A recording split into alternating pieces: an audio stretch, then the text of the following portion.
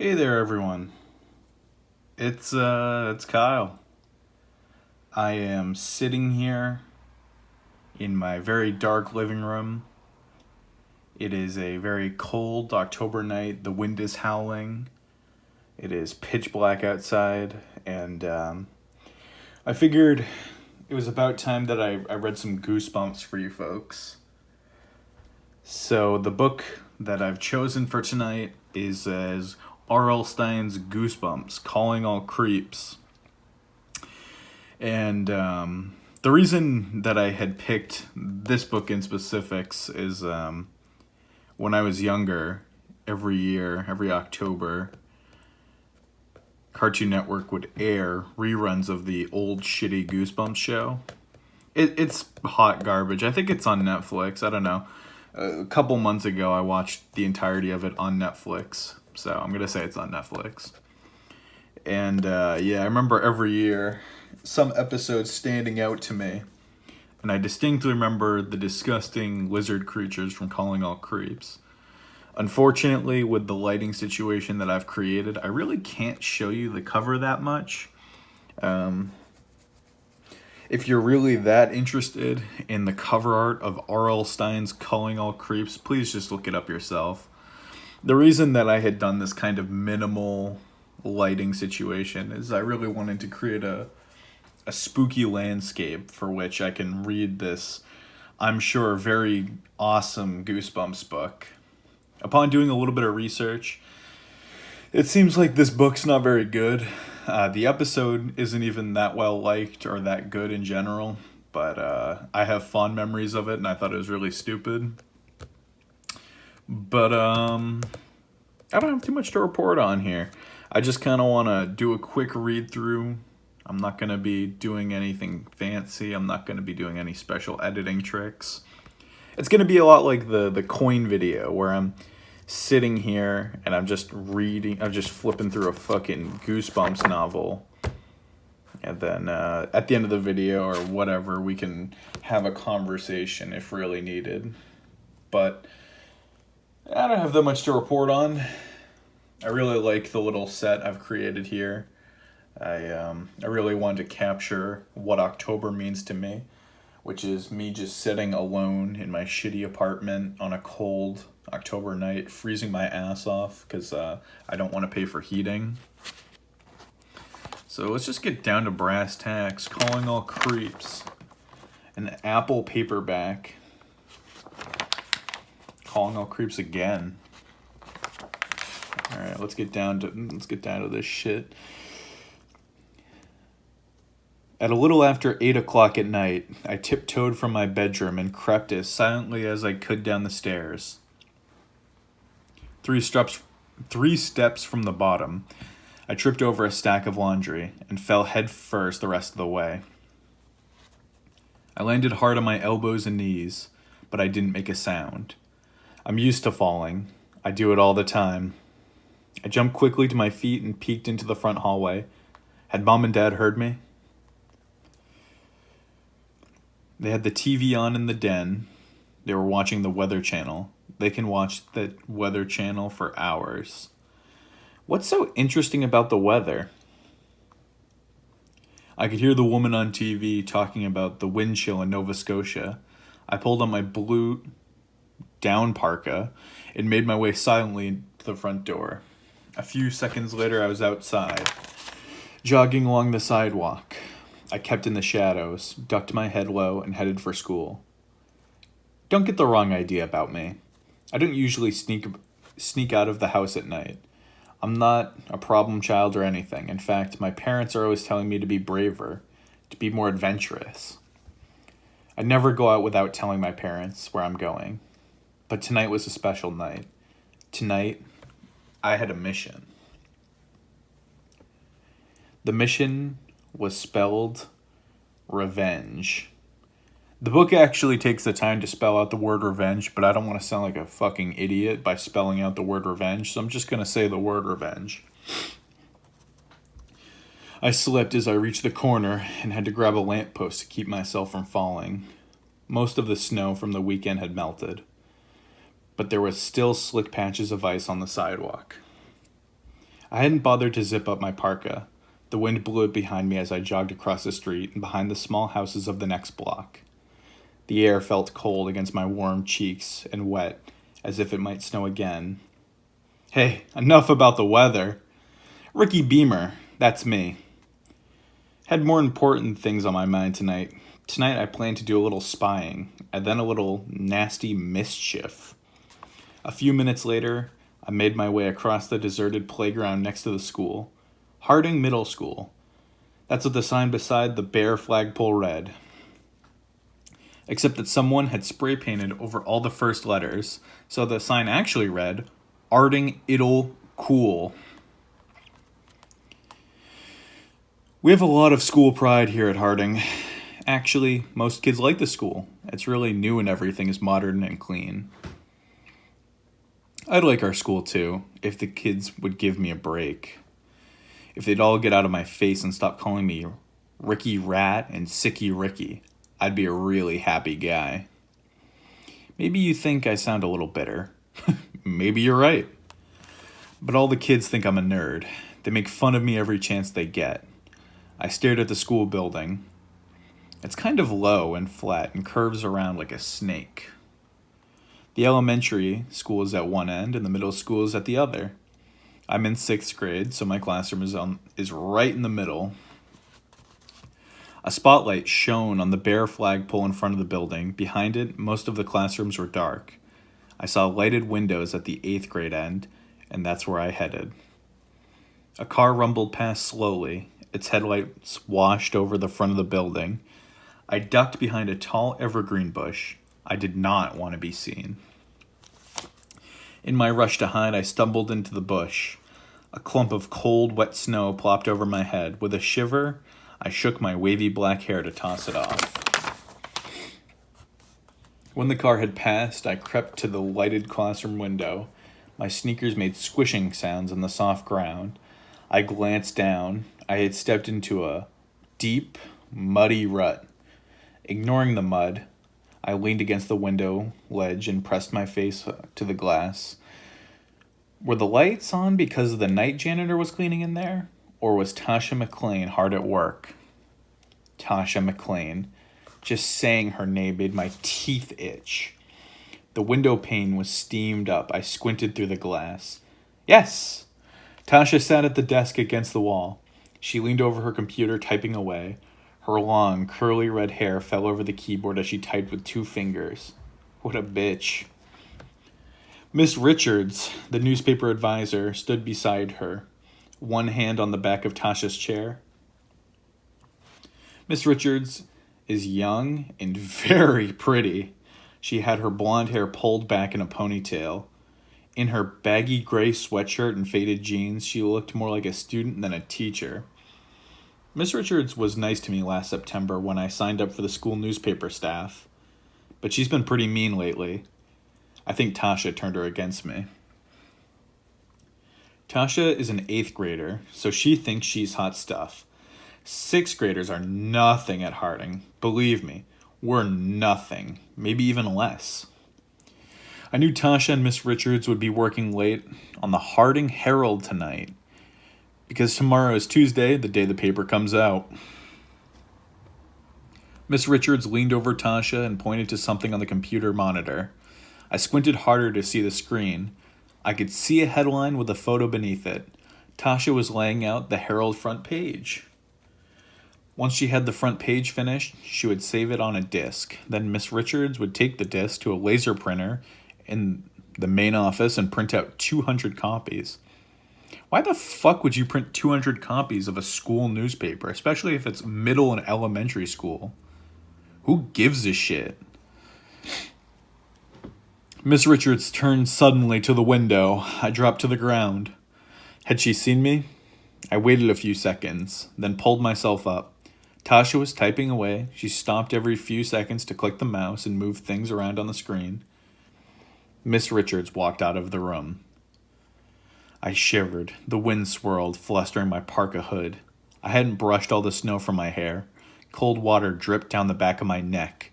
I heard a dog howling sadly in the distance. Please get up, I silently urged Tasha. Please leave the room too, so I can play my little joke. On the street behind me, another car rumbled past. I pressed myself against the dark wall, trying to make myself invisible. When I moved back to the window, the classroom stood empty. Tasha had also left the room. Yes! I cheered softly. My heart pounded with excitement.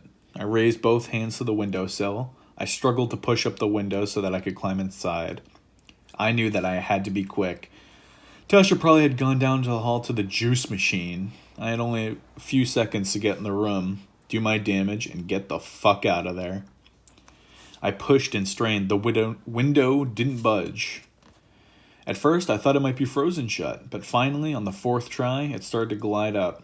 I pushed with all my strength and opened the window just enough to squeeze through. My wet sneakers slid on the linoleum floor. I was leaving a trail of muddy footprints. Muddy footprints, but I didn't care.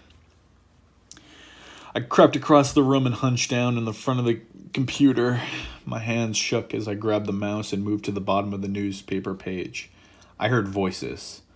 Tasha and Miss Richards talking out in the hall. Taking a deep breath, I frantically studied the page. Then I typed a few words in tiny, tiny type at the bottom of the front page. Giggling softly to myself, I wrote, "Calling all creeps, calling all creeps. If you're a real creep, call Tasha at 555-6709 after midnight." Why did I add this little message to the front page of my school newspaper, you may ask? Why did I sneak in at night and risk getting caught? Why did I desperately need to get revenge against Tasha? Well, it's sort of a long story. End of chapter 1. Somehow I don't believe this is going to be a very long story because we're nearly 1/5 done with this book. A few days ago, a new girl started at our school. Her name is Iris Candler. Now fuck it. I don't care about her last name. It's Chandler now. She walked into my class and stood awkwardly at the front of her room, waiting for Miss Williamson to assign her a seat. I was busy trying to do the math homework assignment before the bell rang. Somehow I forgot all about it the night before. Hey, Ricky, I've been there, my man. I took a few seconds from my furious scribbling to check out the new girl. Kind of a cutie, I thought. She had a round face with big blue eyes and short blonde hair parted in the middle. She wore long, red plastic earrings that jangled when she moved her head. Damn.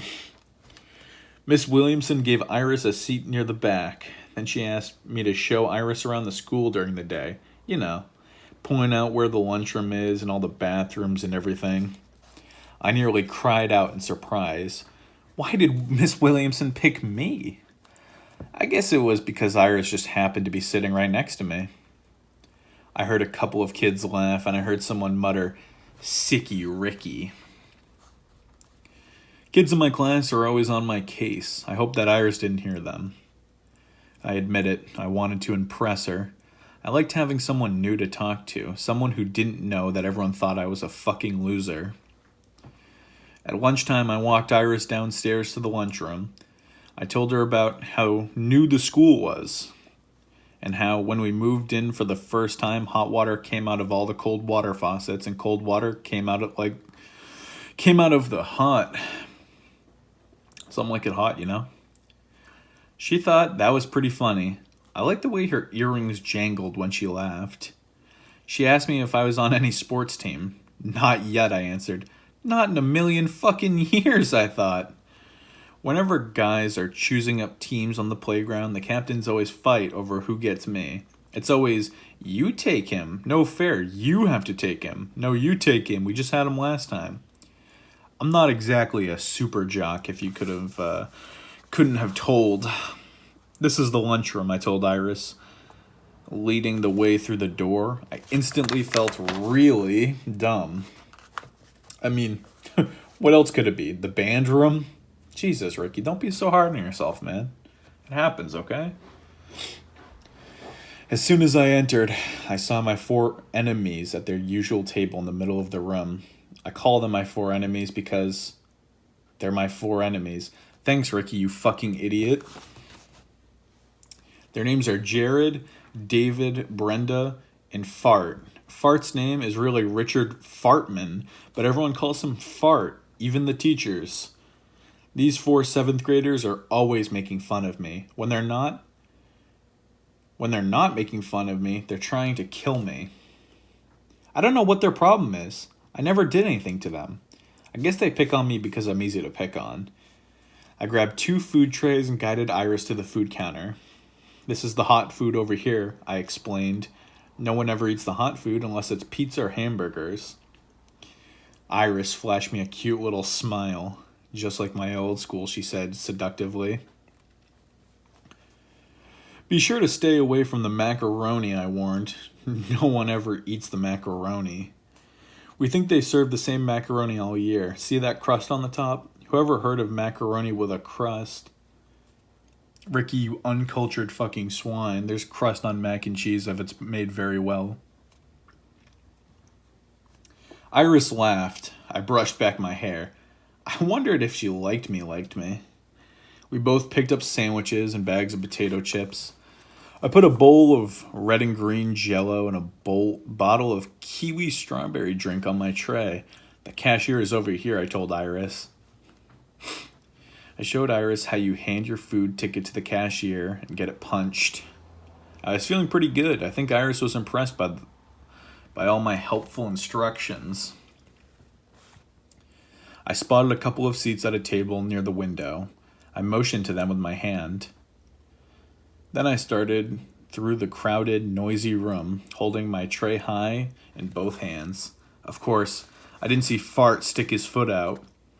I tripped over it. I fell forward, and my whole tray went flying. I hit the floor in time to look up to see the red and green Jell-O bound across a table and onto a girl's lap. The rest of my food slid over the floor. Kids laughed and cheered and clapped at my fucking misfortune. There goes Ricky, someone exclaimed. Ricky the rat, Ricky the rat. Fart and his 3 pals started chanting, Sticky Ricky, Sticky Ricky. I glanced up and I saw Iris laughing too. I just wanted to fucking die. My face suddenly felt burning hot. I knew I was blushing. What am I gonna do? I thought, lying there in my stomach. I really can't take this any longer. What can I do? It was the end of chapter 2. They snuck up on us. We're now on chapter 3. After school, I made my way to the 8th grade classrooms at the end of the building. The school newspaper office is in Miss Richardson's room. Miss Richards sat at her desk, grading papers. As I stepped into the doorway, she glanced up and frowned. Then she returned to her work. I saw Tasha typing furiously at the computer in the corner. Her lips moved as she wrote, her forehead furrowed in a heavy concentration. I walked over to the assistant editor, an 8th grader named Melly. Melly has short, straight brown hair and wears glasses with brown frames that match her hair. She was leaning over a long news story, running her finger down the pages she read. Hi, Melly, I said. She glanced up and frowned, too. Ricky, you made me lose my place. Jesus Christ, I said. Any stories for me today? You probably wonder why I signed up to be a reporter at the Harding Herald. It's not that I'm a great writer or anything. Clearly, Ricky. Every kid at Harding needs 20 activity points a year. That means you have to try out for sports or join clubs or other after-school activities. No fucking way I was going to try out for a sport. So I signed up for the newspaper, I thought. I thought it would be easy. That's because I hadn't met Tasha yet. Tasha treats all 6th graders like bugs. She makes a disgusted face when a 6th grader walks into the room. Then she tries to step on us. She gives all the good story assignments to 8th graders. Do you know the first story she asked me to write? Do you really want to know? She asked me to count the dirt patches in the playground and write about why grass didn't grow there. I knew she was just trying to get me out of the office, but I wrote the story anyway. It's hard to write a good story about dirt patches, but I did a really good job. My story was 5 pages long. She never printed it, and then paper, of course. When I asked her why, she said, "Who gives a fuck about dirt patches?" You know, I'm beginning to side with Tasha, Ricky. You're really losing me here. My next assignment was to interview the night janitor about the differences between working days and nights. That one didn't get into the paper either.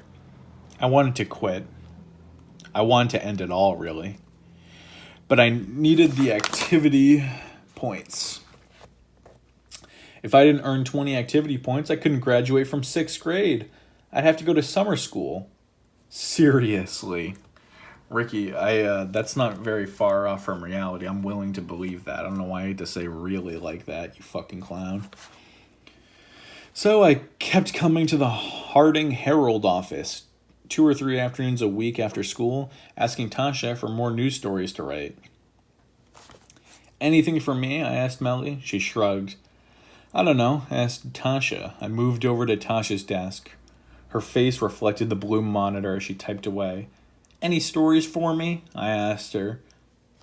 She kept typing. She didn't even glance up. "Wait until I'm finished," she snarled seductively. I backed away. I turned and saw Miss Richards walk out of the room. Some kids were talking by the table near the window, so I crossed over to them. David and Fart, 2 of my enemies, were arguing about something. They're both sports reporters for the paper. They write about all the Harding games. The rest of the time, they hang around the office making trouble. David is tall and blonde and attractive. Fart is short and lumpy and red-faced. He looks kind of like a fart. I saw some cookies and cans of soda on the table. I tried to walk around David and Fart to get to the drinks, but Fart stepped in front of me. He and that sexy bitch David both grinned. "How was your lunch, Ricky?" Fart asked. They laughed and slapped each other's thighs. I glanced at Fart. I wanted to wipe that grin off his face. "Why did you trip me, dear friend?" I could feel my face growing hot. "I didn't." He lied. David laughed. "You did too," I insisted. "You stuck out your foot." "No way," he said. "I didn't touch you." "No cap." "You tripped over a crack on the floor," David chimed in. "Or maybe it was an air pocket." They both laughed their asses off. They're so lame. I grabbed a can of pee-piss off the table, popped it open, and started crushing it. "Hey, wait." Fart held me by the shoulder. I spun around. "What's your problem?" "That's the can I wanted," he said. I just threw up. "Too bad, get your own," I told him. "No, I want that one." He swiped at the can. I swung my hand out of his reach. Lost my grip, and the can went flying across the room. It sprayed pee-piss as it flew. Then it landed in the middle of Tasha's keyboard. She let out a seductive squeal, jumped up, knocked her chair over. I quickly grabbed up a handful of paper napkins from the table and darted across the room. "Don't worry, I'll clean them up," I told Tasha. The keyboard was soaked. I frantically started to mop the keys. "No, Ricky." "Stop," Tasha shrieked. Too late. I stared in horror at what I had just done. End of chapter 3, motherfucker. Now we're on to chapter 4. Aye! Tasha opened her mouth in an angry scream. She tugged at her red hair with both hands. "You creep! You pervert! Ricky, you creep!" she cried. She shouldn't call people names, but she had good reason to be angry with me at this time. I had erased the whole front page. The screen glowed at us, bright blue, solid blue, no words, no pictures. I'm sorry," I murmured. "Maybe I can get it back," Tasha told Melly. "Maybe there's a way to find it and pull it back up." Tasha shoved me out of the way, picked up her chair and sat down. "Oh!" She let out another angry cry when she realized she had sat in a puddle of soda. Staring at the solid blue screen, she began typing furiously. I could see that the keys were still wet and sticky. She kept making mistakes. backing up, typing again, typing, muttering under her breath the whole time. It's no use. It's no good. The front page refused to come back. Finally, she gave up with a loud, seductive groan. She tossed her hair in the air with both hands and turned to me with a growl. "You pervert," she cried. All that work, lost because of you." I swallowed hard. "Tasha, it was an accident," I muttered. "Really, it was just an accident." "You little creep," Tasha shrieked. Melly stood beside her, glaring at me angrily, shaking her head. "Fart pushed me," I cried. I turned to the table, farting that sexy bitch David had vanished from the room. "You're off the paper," Tasha screamed. "Get out, Ricky. You're out of here." "Huh?" My heart stopped for a split second. "No. Tasha, wait! Please!" I pleaded. Get out, get out, get out." She made shooing motions with both hands, the way you shoo away a dog. "You're off the paper. I mean it." But, I sputtered like an outboard motor. Nice analogy there, Ricky, you stupid fuck. "But I need the activity points. Please give me a second chance. Please," I begged. "Out," Tasha insisted. Melly tisked and shook her head. "You're so unfair," I wailed like a baby.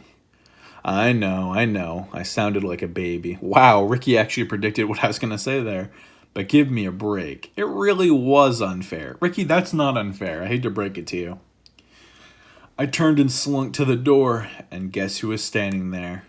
Guess who had watched the whole ugly scene? You're right.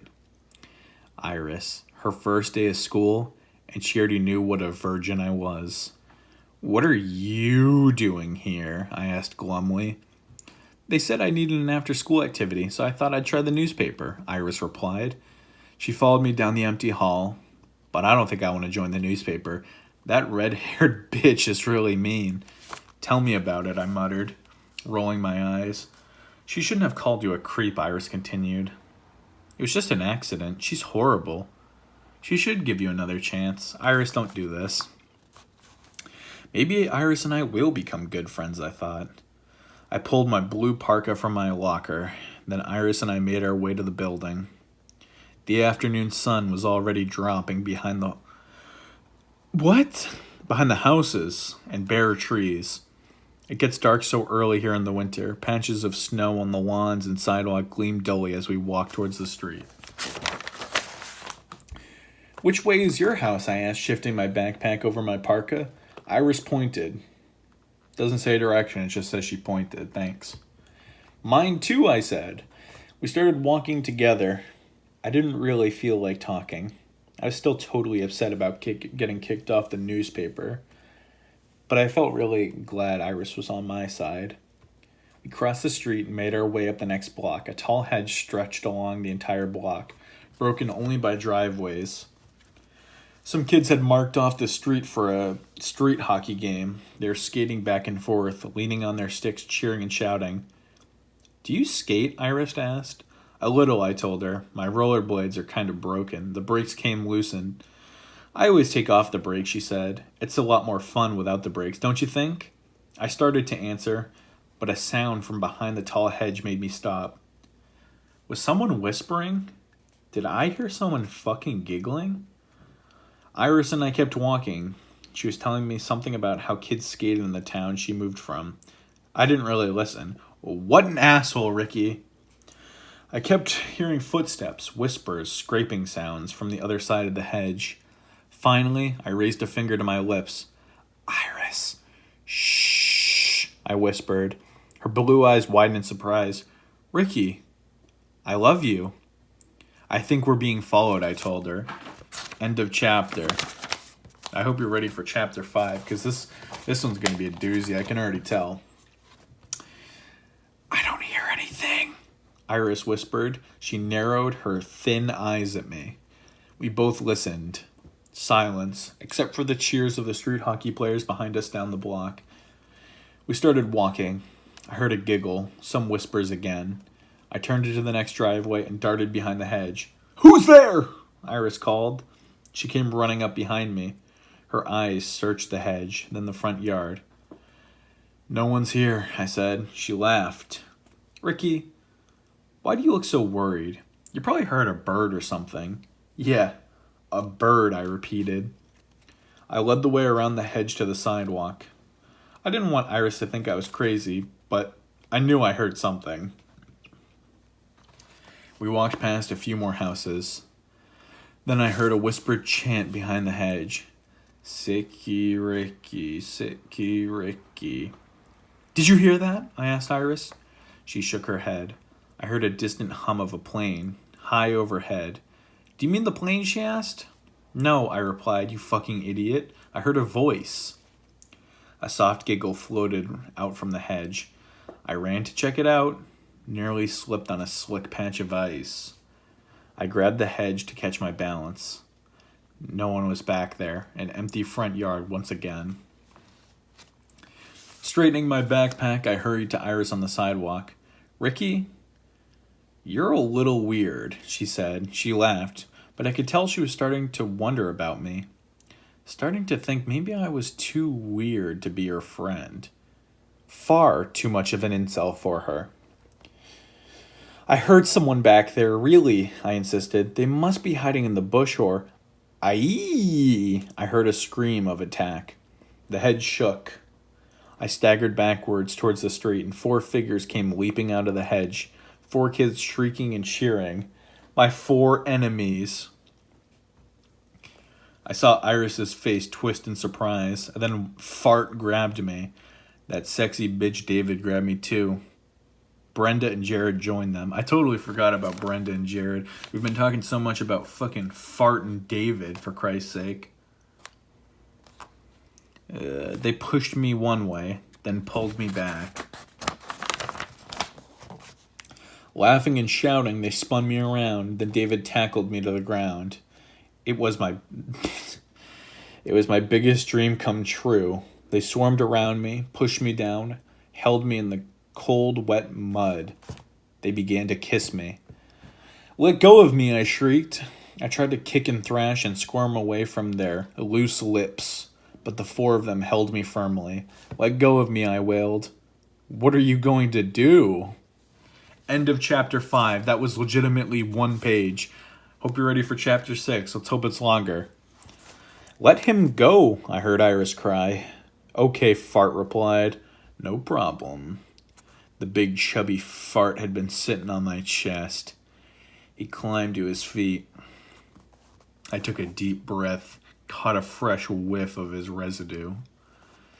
The other 3 let go of me and took a step back. I sat up, rubbing shit off my parka sleeve.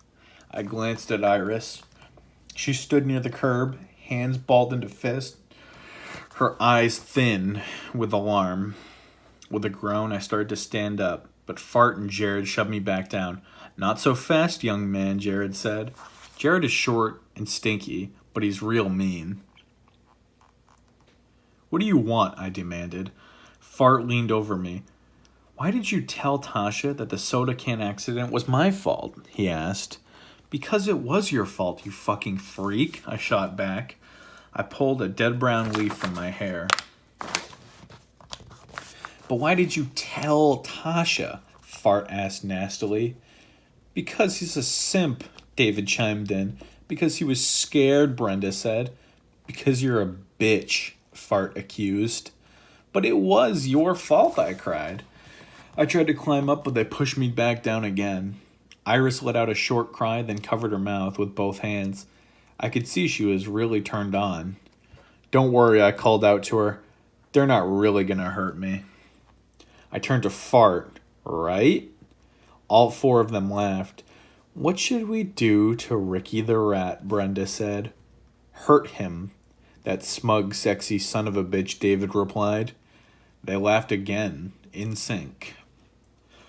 "No, let's make him sing," Fart said, grinning at me. "Oh no!" I groaned again. "Not again!" They think it's a riot to make me sing songs to them. They force me to sing all the time. It's because I have a terrible voice and I can't carry a tune. "Please," I begged. "I'll do anything." Yes. Sing a song for your new friend, Brenda said, motioning to Iris. No. No. No way! I insisted. David and Jared bent down and grabbed my penis. They started to push me deeper into the mud. Sing a song, Jared ordered. Sing the Star-Spangled Banner, Fart said. The others cheered and clapped. Yes! Yes, the Star-Spangled Banner, please. That's the best. No, I groaned. Not again. Please, guys, please. I don't know the words. Please don't make me sing that song again. I begged and pleaded. Iris begged and pleaded, but the four of them stood over me, staring me down, not letting me up from the mud. What choice did I really have? I knew only one way to get them leave. So, sitting there on the cold, muddy ground, I started to sing.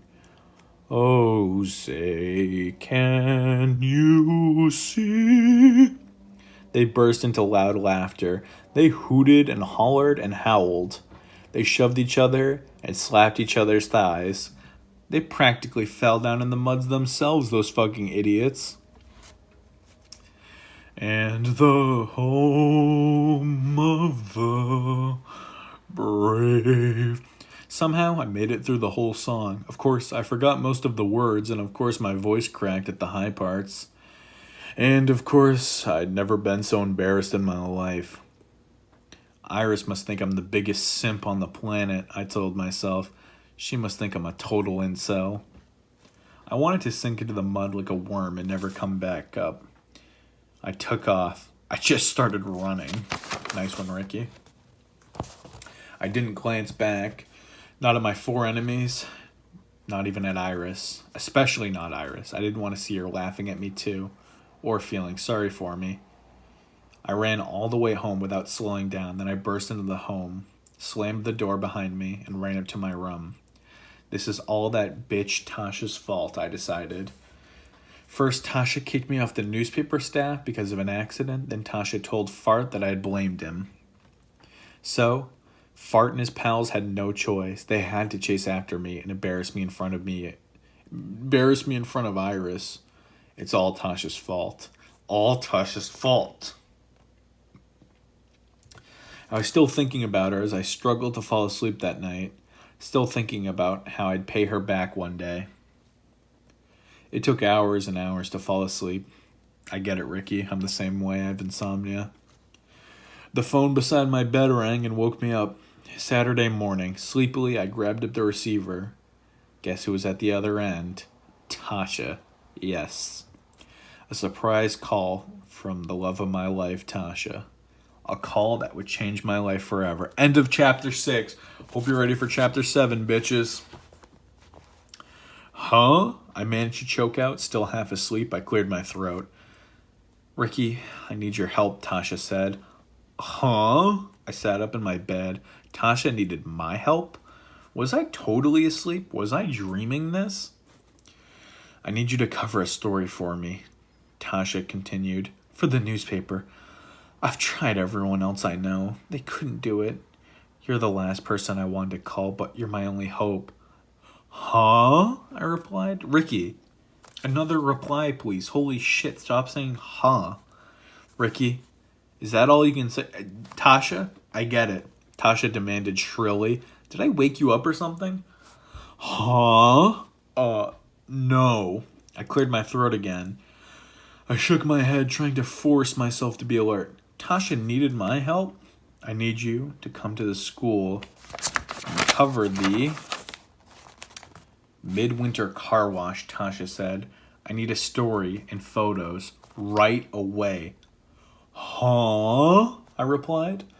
Why couldn't I stop saying that? I guess I was in shock or something. A car wash in the winter?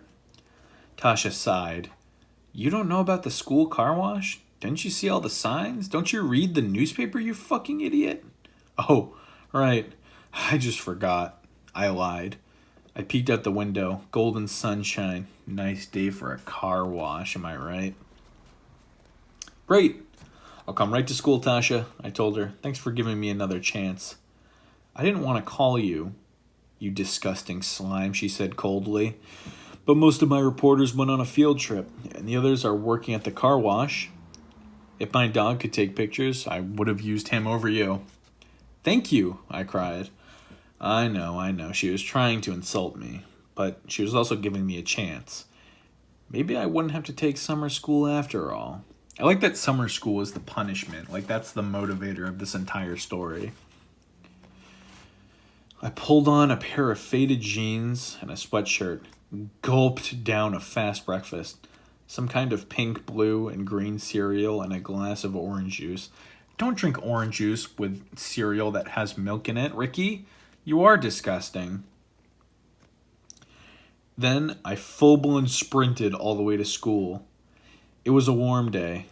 On the radio, they said it would snow tonight and tomorrow, but it felt too warm for snow.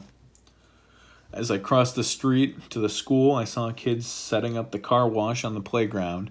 A white banner, fluttering in the morning breeze, proclaimed, "Harding Car Wash, $5." Kids were stretching long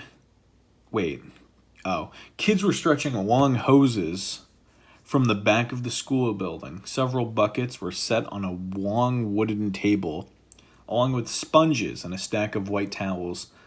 A blue Pontiac and minivan were already in line, ready to get fucking washed. I hurried into the building, down the hall to the newspaper room. I found Tasha all alone in the classroom. The wind just scared the shit out of me. She leaned over her computer, typing away. She frowned when she saw me run in. "I'd do the story myself," she said, "but I have to finish up the features page. I've never been this desperate for a man." "That's a nice greeting, huh?" "I'll do a good job. I promise, my love," I said. She crossed the room and picked up the camera from Miss Richards' desk. "Here, take this, Ricky." She handed it to me. "And be careful with it. It's my dad's Pentax. It's really expensive, and it's his favorite camera. If you break it, I'll break you." I held the camera carefully in both hands and examined it. I raised it to my eye. "Say cheese," I said, like an absolute virgin. Tasha didn't smile. "I'm warning you, Ricky," she said sternly. "Don't let anything happen to that camera. Take 4 or 5 different shots of the kids washing cars, then bring it right back to me." "No problem," I told her. "I want the story to be 6 or 8 paragraphs," she continued. "You'll have to write it today and get it to me by tomorrow at the latest. Miss Richards and I are going to finish laying out the paper and print it Monday night." "No problem," I repeated again. "I'm saving a column on page 2, Tasha said, "so promise me you won't fuck this up this time." "I promise," I said. Then I turned and hurried out to the playground. I can do this, I told myself. I can handle it. I can turn my life around this morning. Everything will be great after I do this assignment. That's what I told myself. But as soon as I arrived at that car wash, my life ended. End of chapter 7. Hope you're ready for chapter 8. Squinting into the bright morning sun, I jogged across the playground. My sneakers slipped in the wet grass. I carried my camera carefully in front of me in both hands. As I came closer, I shielded my eyes from the sun with one hand. I recognized the blue Pontiac. It belonged to Fart's parents. Kids with hoses surrounded it, spraying inside the car on all sides. Raising the camera, I ran towards the car. "Hold it right there," I called. "Let me take your picture for the Herald." The first spray of water shocked me. I felt something hit the front of my sweatshirt, something cold. I let out a startled cry like a baby. The next 2 sprays hit me in the face and chest and sent me sprawling backwards. "Hey!" I managed to shout. "Stop it! Are you crazy?" I tried scrambling out of the way, but now there were 4 hoses trained at me. Oh. Ow! The water was freezing cold. Ducking out of the way, I recognized the 4 grinning faces aiming the hoses.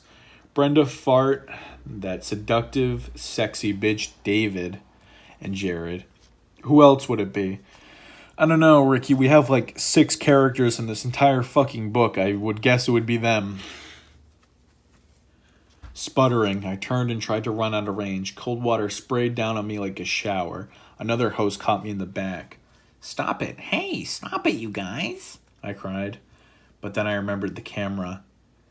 Dicking my head from another hard blast of water, I raised the camera. Drenched. Absolutely fucking drenched. Aye! An angry scream tore from my throat. Staring in horror at my dripping wet camera, I lost it. For the first time in my life, I totally fucking lost it. I strapped the camera around my neck. Then I spun around and hurdled my 4 attackers. My last chance, I told myself. My last chance on the newspaper. And they were completely ruining it. Howling and giggling, the 4 7th graders tried to blast me back with their hoses, but I lowered my head and came towards them. Dude, they are fucked. Sputtering, shaking off water, I leaped on Fart. I tackled him around the waist and dragged him to the ground. I cut his laugh short with a startled gasp. I grabbed the hose from his hand, pulled open the door of his parents' car, and sent a spray of water into the car. "No, no, please," Fart wailed. Water from David's hose shot against my back. Water sprayed the air like a fountain. At the next car, I heard kids laughing and shouting in surprise. I drenched the back seat and then the front. When I saw Brenda, that sexy son of a bitch, David, and Jared drop their hoses, I dropped mine too, and started to run. They all started chasing after me. I didn't get very far. The grass was so slippery and wet. I ran a few steps, and then my sneakers slid out from underneath me. I went down hard, fell face down on the grass, on top of the camera. That's the end of chapter whatever the fuck. Ricky, you're an absolute failure in life, and I want you to know that. I don't know how someone in 6th grade is this much of a fucking failure, but it's shocking. Chapter 9. "Does this mean I'm off the paper?" I asked meekly. "Oh my god, Ricky. Really? You have to ask?" Tasha scowled and turned the camera over in her hands. "The lens is cracked," she murmured, shaking her head. "The whole camera is soaked and bent." Her voice trembled. It's destroyed." "It really wasn't my fault," I said, giggling to myself. She angrily blew a strand of red hair off her forehead. "You'll fucking pay for this," she cried. "You'll pay for this fucking camera, Ricky. If you don't, my father will rip your ass apart." "But Tasha," I pleaded, "you knew it wasn't my fault." "Go away," she snapped. "Just go away. Nothing ever is your fault, right?" "Well, it wasn't," I said, giggling to myself. "If you'd listen to me, Tasha." "You're just bad news, Ricky," she said, scowling at me again. She examined the broken camera one more time, and then dropped it on the floor. "You don't take anything seriously," she accused. "You think everything is a fucking meme." "But Tasha," I started to plead and beg. "Go away," she said. "That was your last chance. You didn't deserve it. You're just a pervert." "Why do you think all the kids call you Ricky Rat?" "Because that's what you are. A little piece of shit." Those words really stung. I felt a stab of pain in my chest. I struggled to breathe. I spun around so that Tasha couldn't see how upset I was, and I hurried out of the room and out of the school. As I ran across the playground, I heard kids at the car wash singing and laughing. They were soaping up cars, spraying them, and having a good time. As I passed by, I heard some of the kids start to chant, "Sicky Ricky, Sicky Ricky," and I heard some other kids laugh. Bro, I don't understand how you get bullied this much. Like, legitimately, everyone in your town is in on the joke except you. I turned my head away and kept running. I knew that by Monday, Tasha would have told everyone about how I ruined her life. The story would be all over the school. Everyone would know Ricky the Rat had fucked up once again. Running home with Tasha's words still in my ears, I felt more angry with each step. I wanted to scream. I wanted to die. That's when I decided to pay Tasha back. That's when I decided to play a mean joke. "Creep, creep, creep." The words repeated in my mind. "Ricky, you're just a creep. Just a little piece of shit. You'll pay, Ricky. If you don't, my father will rip your ass apart." Rodent. She had no right to call me that. It wasn't fair. I had been so hurt, so angry. By the time I reached home, I was smiling. I knew what I was going to do. I knew how I was going to take my revenge. I had my plan all worked out in my mind. It couldn't fail. It could not. So here I am, doing everything I can. Monday night, I sneaked into the classroom where Tasha and Miss Richards were kissing. I gleefully typed my little message on the bottom of the front page of the newspaper. I knew I had to hurry. Tasha and Miss Richards would return any second. I listened tensely for any sound, for any sign that they were going to be near. I had never been so nervous in my entire life, but I also had a goofy little smile on my slimy little face. Ricky, they all think you're a loser, but you're a genius, I congratulated myself. Only you could have dreamed up such a wonderful, nasty, fucked up revenge. Glancing up at the doorway every 2 seconds, I finished typing my message for Harding middle school newspaper readers. Calling all creeps. If you're a real creep, call Tasha at 555-6709 after midnight for a good time. I read it over. It made me smile, a slimy little smile once again. I felt like jumping up and down and laughing out loud. Ricky, that's fucking weird. Please don't do that. But I knew I couldn't make a sound. I stood up, turned to the window, started to make my escape. Halfway to the windows, I heard Tasha cough and step into the room. I was caught. God damn it, Ricky. Really? Chapter 10. This one's going to be a doozy. I can feel it already. I froze. So close, I thought. So close. The window stood only 5 steps away. 5 steps and I would have been out of there. But the 5 steps seemed as far as 5 miles now. I shut my eyes and waited for Tasha to cry out. Instead, I heard Miss Richards' voice from out in the hall. Tasha, would you come here for a moment? I opened my eyes in time to see Tasha disappear back to the door. Had she seen me? No. No way. She would have screamed. Woo! I let out a long sigh and dolphin dove out the window. I landed on my elbows and knees, scrambled frantically to my feet, and started running like a motherfucker. I didn't even bother to close the window. Too risky, I decided. How is that too risky, Ricky? Really? For the 3rd time in 4 days, I ran all the way home. On Friday and Saturday, I ran home a disgrace, an incel, a creep. Tonight, I ran home a winner, a champion, an absolute fucking boss. I let myself silently into the house. I could hear voices from the TV in the den. Mom and Dad were still watching that motherfucking Weather Channel. I listened for a moment in the front hallway, catching my breath. Bad storms in the Pacific Northwest, flood warnings. A few weeks ago, I tried to get Mom and Dad to switch channels to MTV, but they hated MTV because it never gave the weather. Ricky, you're so fucking dumb. I felt so happy, so excited. I wanted to rush into the den and tell them what a fucking loser I was. But of course, I couldn't do that. Instead, I made my way silently up to my room and closed the door. Who could I call? I had to call someone. I had to share my little slimy secret with someone. But who? Iris. Yes, Iris. She would appreciate it. Iris would understand. My heart pounding, I reached for my phone. It took me a while to remember Iris's last name. I'd only heard it once.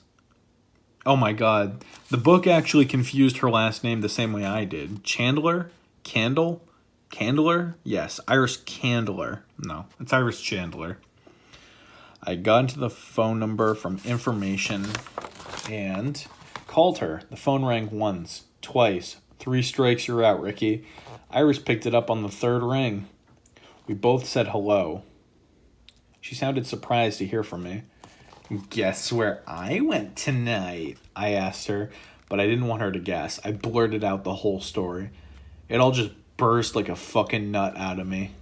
I don't think I took a single breath. Wow, Eminem, chill out. Is that great or what? I demanded when I had told her every single little detail. I did a little slimy laugh to myself. The paper comes out tomorrow, I said. Tasha won't be sleeping much tomorrow night. She'll be getting calls all night from every pervert in the school.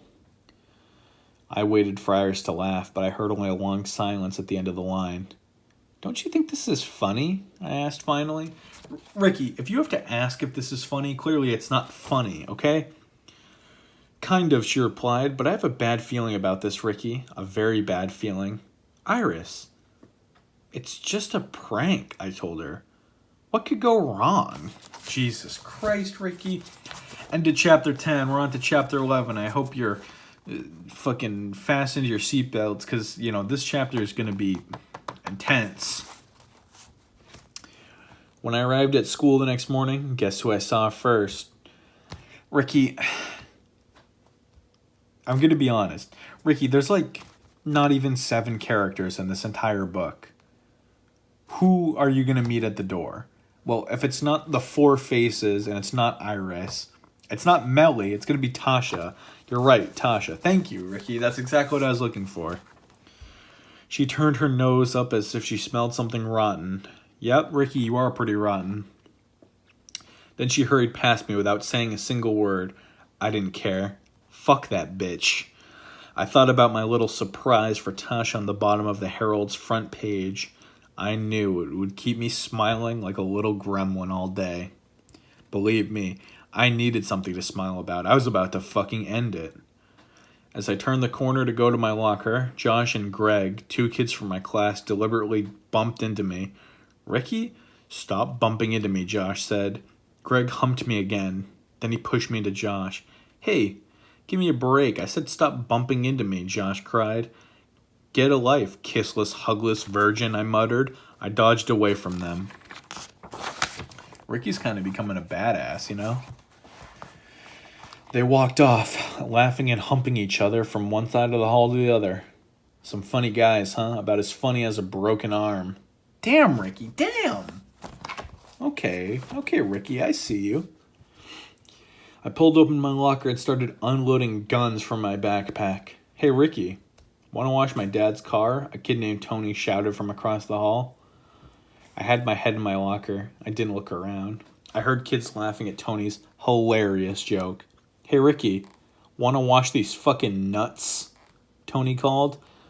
What a joker. Everyone laughed again. I slammed my locker door and walked past them without saying a word. This is all Tasha's fault, I told myself, but I'm going to have the last laugh tonight in bed. I turned the corner and headed to class. I saw Brenda and Fart at the water fountain against the wall. I tried to run past them, but I was not fast enough. Brenda pressed her hand over the fountain and shot a spray of cold water onto the front of my shirt. Have a squirt, Fart called.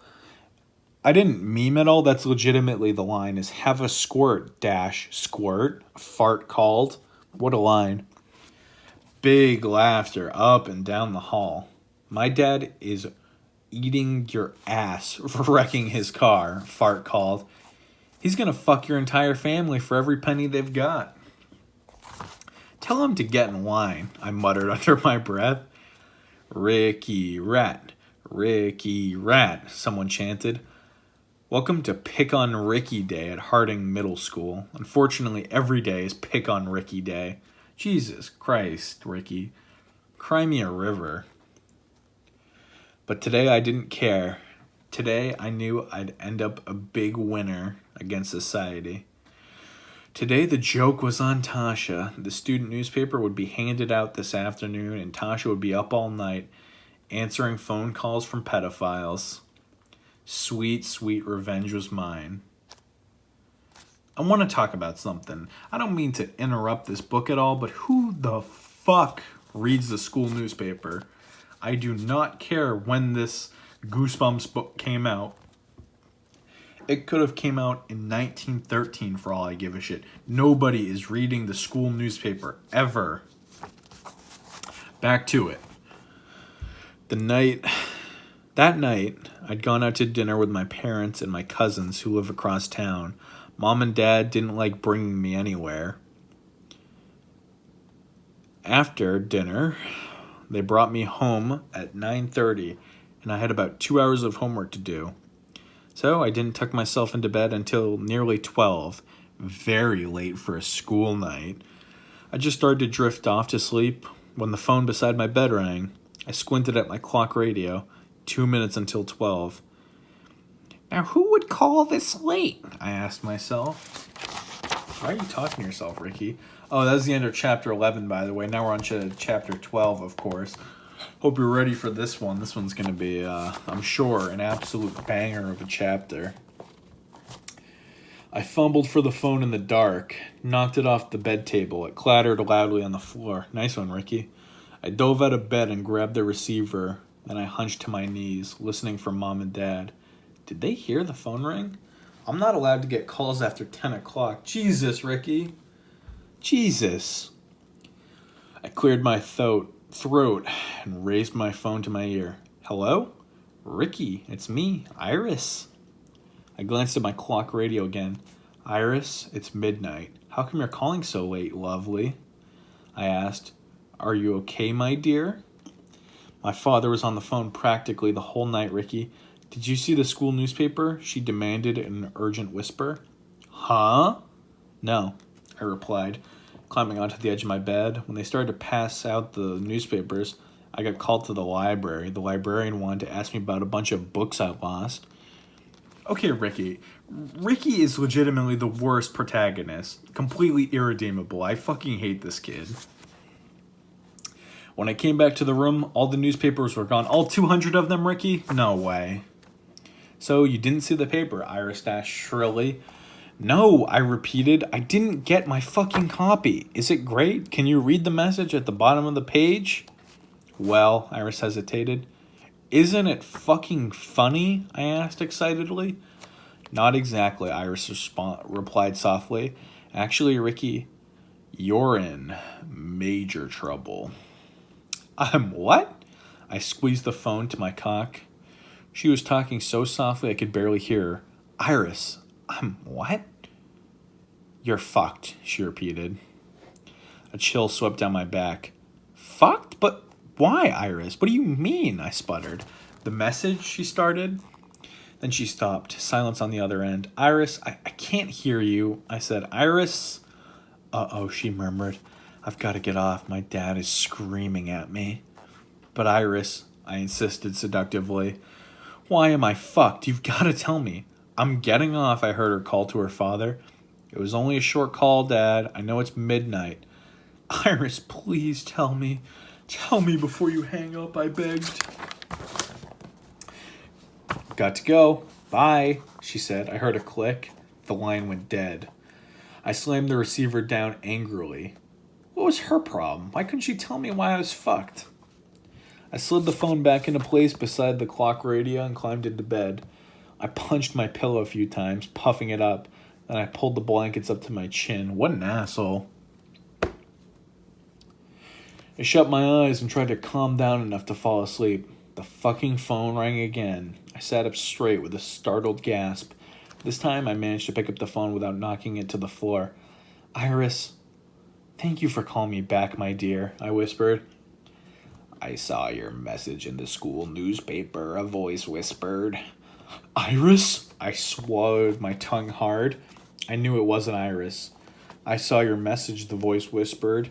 I am calling as you instructed. Huh? You're calling me? I cried.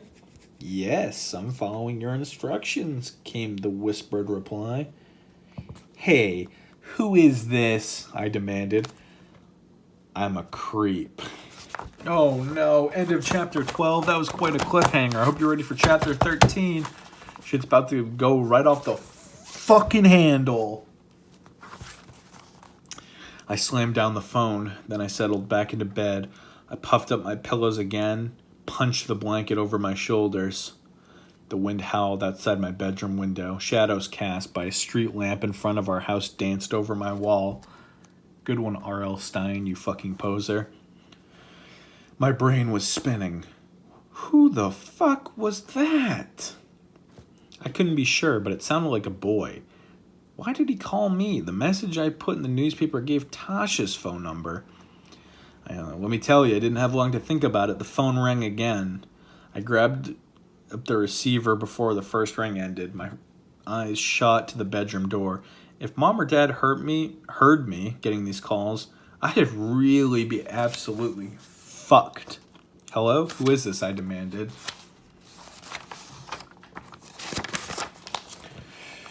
Hey, I'm a creep. A different voice, a boy speaking softly. Huh? I gasped.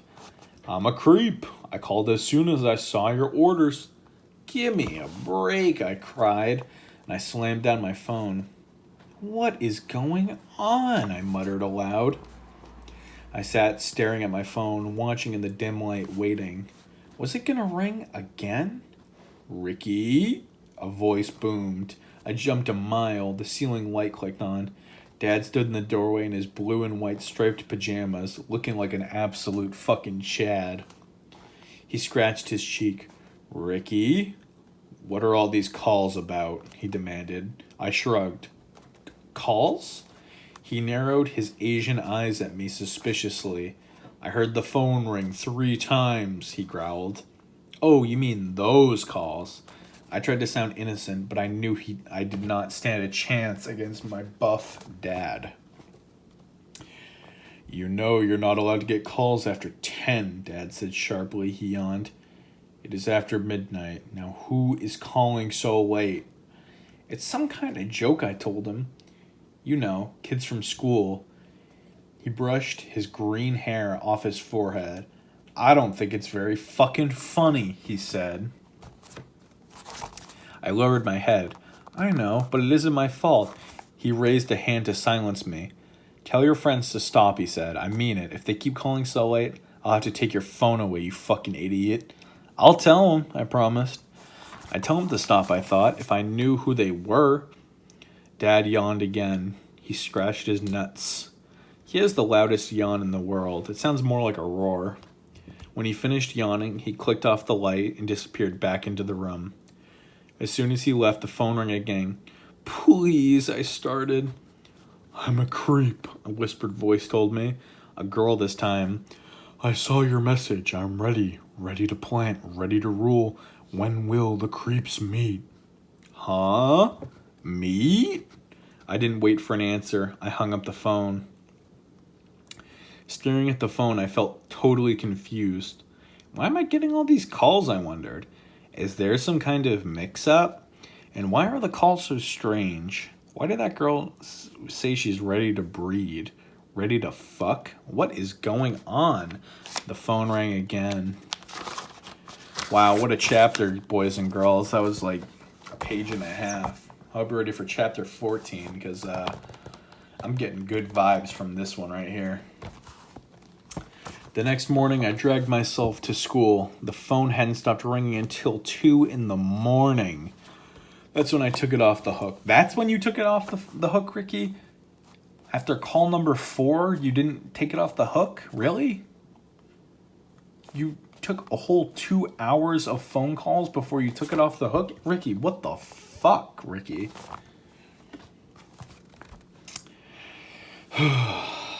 I spent the rest of the night twisting and turning, thinking about the weird yet intimate calls.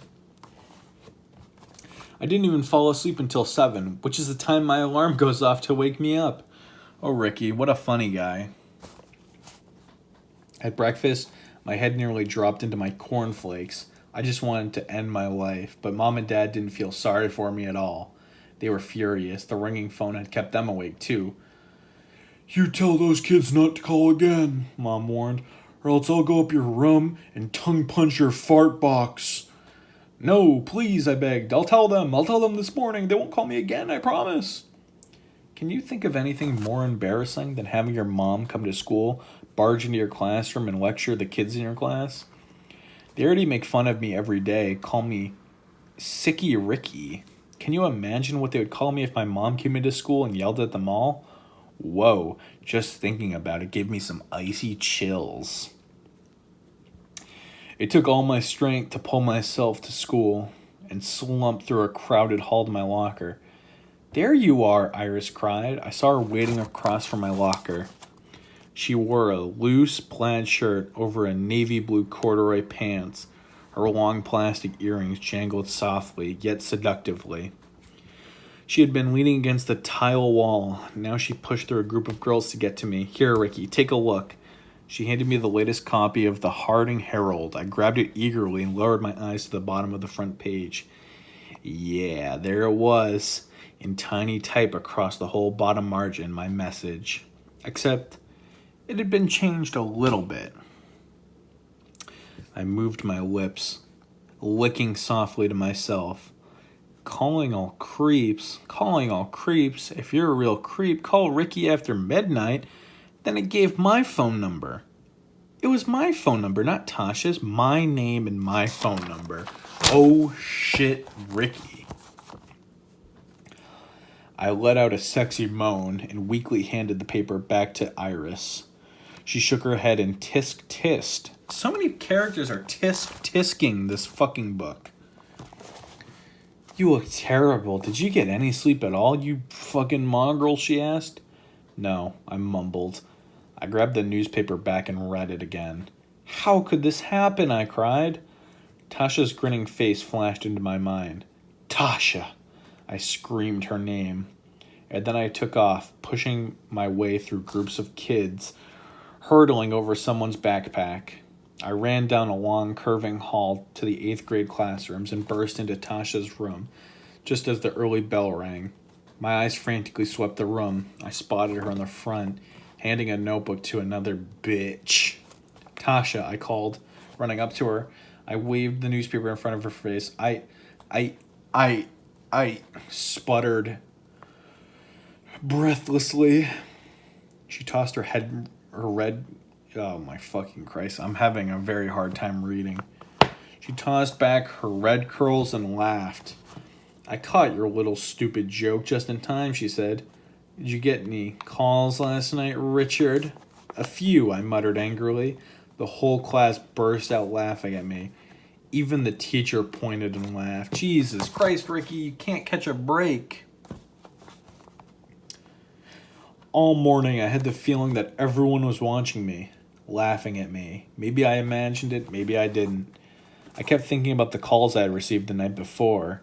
I knew they were all from kids at the school, but why are they saying such strange things?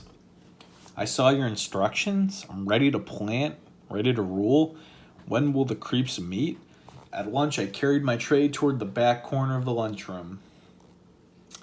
I didn't feel like eating with anyone. I didn't feel like hearing more jokes, more kids laughing at me.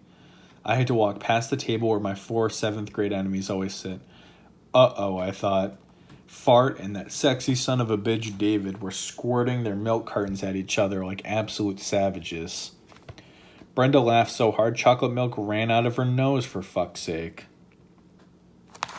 They see me. I'm gonna get a milk shower, I realized. Too late to go the other way. Milk shower sounds kind of nice right now. To my shock, I passed right by the table without getting splashed or hit by anything. Fart didn't call out any nasty jokes. That sexy son of a bitch David and Jared didn't try to trip me. What the fuck is going on, I wondered as I hurried to the far corner of the room. I know they saw me. Why didn't they chant Sicky Ricky and toss their drink cartons at me the way they always do? They let me pass by as if they didn't know me. I slid my tray across the back table. No one even sits in that corner. It's next to the furnace duct. Hot air blows over the table while you eat. That sucks. I had picked up a sandwich of some kind with... Oh, Jesus Christ. I picked up a sandwich of some kind of lunch meat and a bowl of tomato soup. School lunch tomato soup fucking sucks. I'm so sorry, Ricky. I tilted my chair back against the wall and sat chewing on the sandwich, watching the other kids, waiting for someone to come over and make a joke about how my tomato soup looked like clotted blood. or make a joke about the calls I got last night. Waiting for the kids to start chanting "Sicky Ricky" or for Fart or one of my other pals at his table to start throwing food at me. But no. No one paid any attention to me. I leaned back and ate my lunch in peace. I finished the soup and half the sandwich. I picked up a bowl of chocolate pudding for dessert, but the crust was too thick to force my spoon through. I gathered up my tray and stood up to leave, and someone hit me in the forehead with a wadded up piece of paper. "Hey!" I called out angrily, but secretly I felt glad. I mean, I just didn't feel normal going a whole lunch hour without anyone fucking with me. Rubbing my forehead, I glanced down at the paper and realized it had writing on it. A note. Someone had passed me a love note. I unfolded it and quickly read the scribbled words. When will the creeps meet? End of chapter. Chapter 15. Let's go, boys and girls. Let's get it. We're just racing through this fucking book. We're nearly done, if you ask me. How many chapters we got in here? Jesus, there's so many chapters. There's still so much book to read.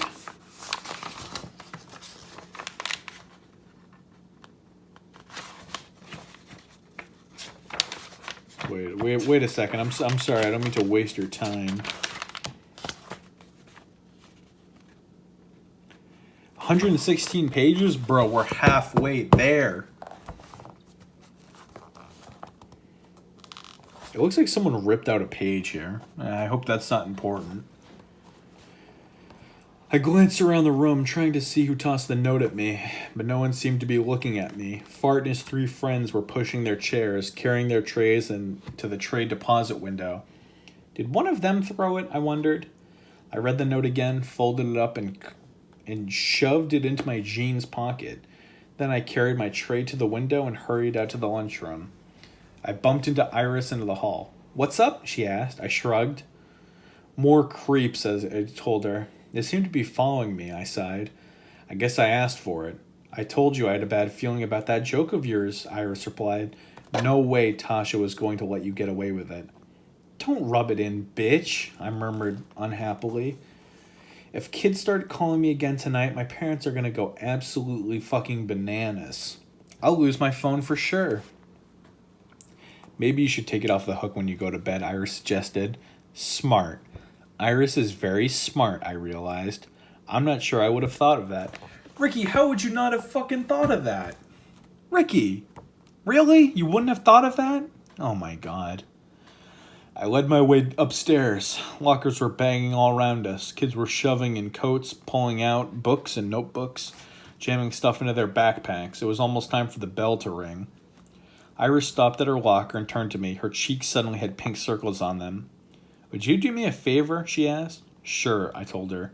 Was she blushing? What the fuck was she going to be asking of me? "It's hard being the new girl in school," she said. "I thought I'd try to make something really special for the school bake sale on Saturday. You know, try to impress everyone at the school with my school spirit." "Rah, rah," she shot up both hands like a cheerleader. I laughed and waited for her to continue. "Well," she hesitated, "would you come up with me after school tomorrow to help me buy supplies, flour and sugar and stuff? We could go..." "Of course," I interrupted. I felt so excited. I had never talked to a girl before, clearly. No girl has ever asked me to go out anywhere before. That's a real quote from this book. I know you guys think I'm a real funny guy, including lines and everything, but the girl line, that's R.L. Stine. R.L. Stine and I are on the same wavelength right now. And honestly, I'm loving it. But somehow I managed to stay cool enough not to tell her about my misfortune. "I'll meet you behind the playground after school tomorrow," I said. "We can shop for whatever you need, and I'll help you carry it all the way home." Big man, huh? Wow, the book once again reading my mind. She thanked me, and I jogged down the hall to my locker. I actually felt like skipping or flying. Iris likes me, I decided. You decided. Ricky, you don't get to decide whether a girl likes you or not. They kind of decide that shit. A girl in my school likes me. You probably think this is no big deal, but it was a very big deal to me. It changed my whole mood. It made me forget about all the trouble I'd been having. It made me feel wet. What a great day, I told myself. What an awesome fucking day. My happy mood lasted until I opened my locker. That's the end of chapter 15, boys and girls. I'm going to go grab some water because my throat hurts. I'll be right back, okay? Stay excellent. Alright, back to it. Chapter 16. Let's fucking crush the second half of this book so I can get the fuck out of here. Humming to myself, I slipped open the locker door. I squatted down and started to pull some notebooks from the locker floor when a flash of red caught my eye. Dripping red, thick, dripping cum oozing down the side of the locker door. I gasped. At first I thought it was blood. Then I quickly realized I was staring at cum. Bright red cum. I scrambled to my feet and then read the scrawled message someone had painted on the door. When will the creeps meet? Whoa, I cried out. I poked a finger in the paint and pulled it out smeared with red. The paint was fresh. The letters dripped down the locker door. Someone had painted it. It was just moments ago. But who and why? Was this supposed to be a joke? Where was the funny part? Jesus Christ, learn to take a joke, Ricky, you fucking prude ass. It was all a mystery to me. The bright red words glowed angrily out at me. I packed up my backpack and slammed the door seductively. I didn't have time to think about it all now. I had to get my ass to class. That night, the call started early. I finished my homework by 8:30. I was in the den watching a basketball game on TV with my dad. The phone rang and Dad picked it up. The cordless phone from the table beside him. He muttered a few words, then shoved the phone towards me. It's for you, Ricky. I carried the phone out to the hall to get away from the noise of the basketball game outside. Hello? This is a creep, a voice whispered replied. When will the creeps meet? I didn't say another word. I clicked the phone off and carried it back to the den. I tried to watch the basketball game, but the phone kept fucking ringing. One whispered voice after the other. I'm a creep. I saw your message. Are we ready to plant the seeds? I'm a creep. When are we meeting? This isn't fucking funny, I thought. This is too strange to be funny. What a chapter. Legitimately a single page. Chapter 17. Let's hope this is an absolute fucking banger and knocks it out of the park. As soon as school let out the next day, I ran to my locker. I stuffed the books I needed for some homework into my backpack, pulled on my blue parka, and ran to the playground to meet Iris. Was I a little pumped up? You guessed it, bucko. I couldn't wait to take Iris shopping for baking supplies. I'll help her carry it all back to her house, I told myself, and then maybe she'll ask me to help her bake the things for the bake sale. Damn, Ricky. Get it. Iris and I will work together. No girl has ever wanted to work together with me. When Brittany Hopper found out I was going to be her lab partner for frog dissection, she killed herself. I had to cut up the frog all by myself, and of course, I made a disgusting mess of it, but Iris was different. Iris was new. Do they give prizes at bake sales? What kind of question is that? Probably not, but if they did, I'm sure Iris and I could win one, and then the other kids in the school would see that I'm not such a fucking incel. These were my thoughts as I made my way to the back of the playground. I had big plans. Big plans. But my plans never came true. No chance, no way. Not now, not ever. Because I never met Iris. I turned to the school to look for her, and Fart, that sexy son of a bitch, David, Jared, and Brendy jumped me from behind. Hey, let go, I cried. I tried to squirm like a slimy little troll free, but they swarmed over me and dragged me off by my hair to the playground. Let go. What are you doing? Give me a break, I screamed. I twisted and kicked like a child, but I wasn't strong enough to break free from their adult grips. They dragged me into the woods across from the playground. My sneakers scraped and slid over the carpet of wet, dead leaves. They pulled me between the bare trees, trembling in the soft afternoon breeze. A scrawny squirrel scampered in front of us, searching for the wintry ground for food. Nice fucking alliteration, RL. I'm really proud of you, my fucking man. What are you gonna do? I cried. Kiss me? Just let me go already. I mean it. They ignored my cries and continued to kiss me against a clump of tall white weeds. This way, David muttered. He guided us to a line of high, evergreen shrubs. Clumps of gray snow clung to the limbs of the shrubs. Behind the evergreens, we were completely hidden from the street. With a hard tug of my cock, I pulled free. Actually, I think they let me pull free. I spun around, my eyes searched for the best way to escape. It wouldn't be easy. The snow-covered evergreen shrubs surrounded us on all four sides. Fart and his friends stood tensely around me. They stared at me as if waiting for me to speak. Why the fuck did you drag me here? I demanded. I tried to sound calm, but my voice cracked like an absolute fucking virgin. What are you gonna do to me? Their faces remained blank. Stern and serious, they didn't even laugh when my voice cracked. Finally, Fart broke the tense silence. An actual fucking fart broke the silence. We wouldn't harm you, Commander, he said. I was sure I had heard him correctly. Excuse me, I cried. We are the creeps, Fart continued. My mouth farted open. So you're the ones who have been calling me and sending me the messages. All four of them nodded solemnly. Yes, Commander, Brenda said. She took off some wet... what is this going to say? Some wet snowflakes that had fallen from the trees onto her long black hair. I should have known it was you, I muttered through clenched teeth. Yes, you should have known, Jared repeated.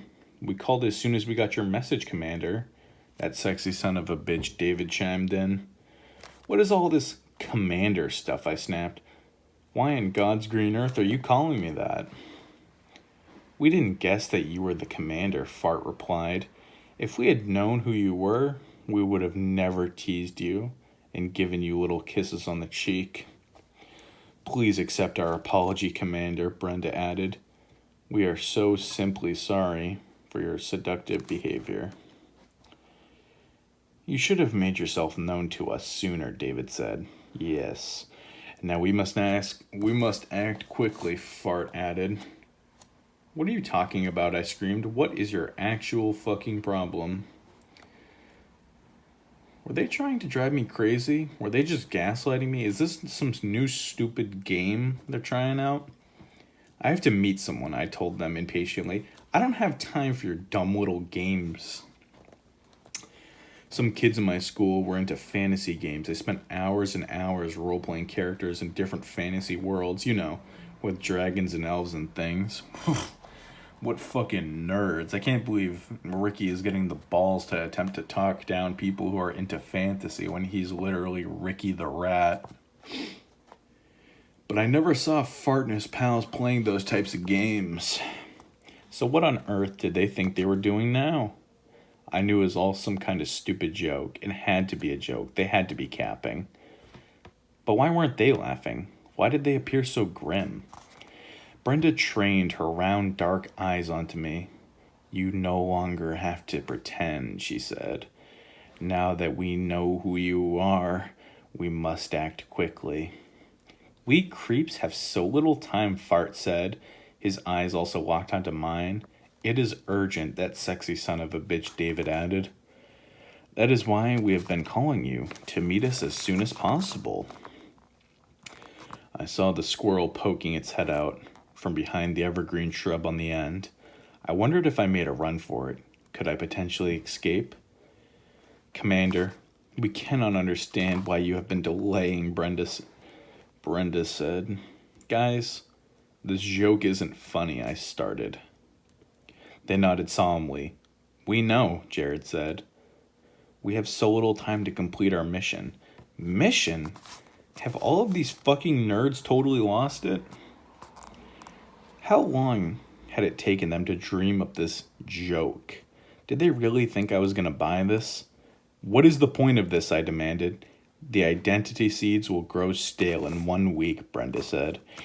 It's been 1 week since you looked at me. Got down to the edge and said I'm angry. We have so little time to plant them, David said fretfully. So little time to turn everyone in the school into creeps. Seeds? Plant seeds, I laughed. What else could I do? I laughed in their fucking faces. Am I going crazy or are you? I asked. If we do not plant the seeds in time, Fart started.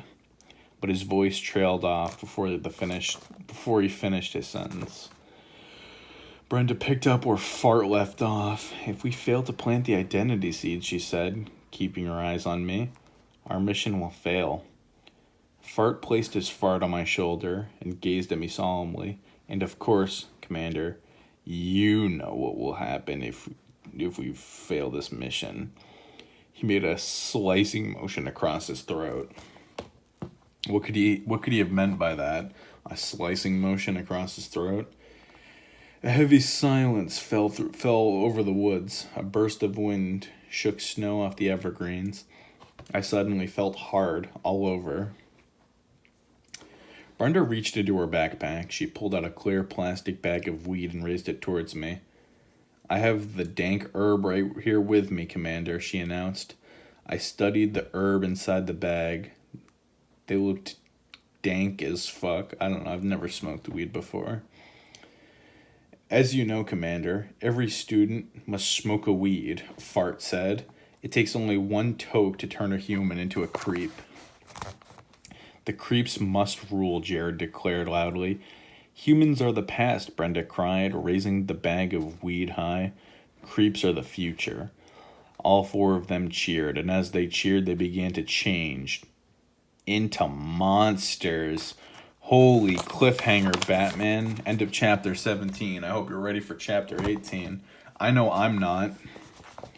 Creeps rule, they chanted. I stared in horror as their faces twisted and their bodies began to transform. Bumps popped out of all their heads.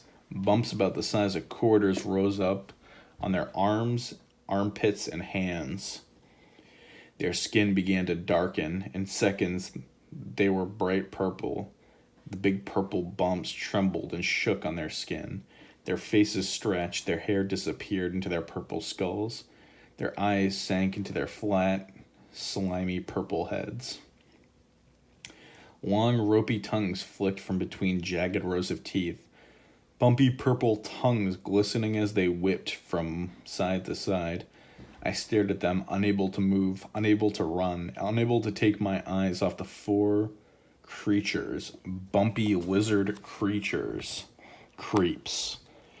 They grunted and wheezed. Their eyes rolled wetly. Their long snouts dripped. Their lizardy jaws snapped open and shut. Nope, I cried out as Fart sprang at me. I thought he was attacking. But he scrambled past me and grabbed the scrawny squirrel between both purple hands. Instantly, his jaws flew open, and he stuffed the squirrel inside. He swallowed it without chewing. The furry tail slid down last. Jesus fucking Christ. I was just thinking of the Goosebumps episode. I remember motherfucker just eats a bug. This one, he swallows an entire squirrel whole. Jesus.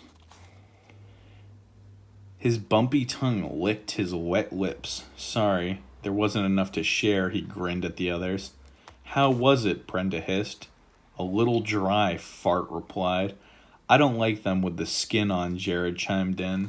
What the hell is happening right now? For some reason, that made them all laugh. Ugly, dry laughs that sounded like choking. All four of them flicked out their long, bumpy tongues and slapped each other's thighs, as if kissing. I took a deep breath. My legs felt so weak. There was vomit on my sweater already. Mom spaghetti. In their purple fingers, Brenda raised the bag of weed in front of my face. Only 1 week left. That's a fucking comma.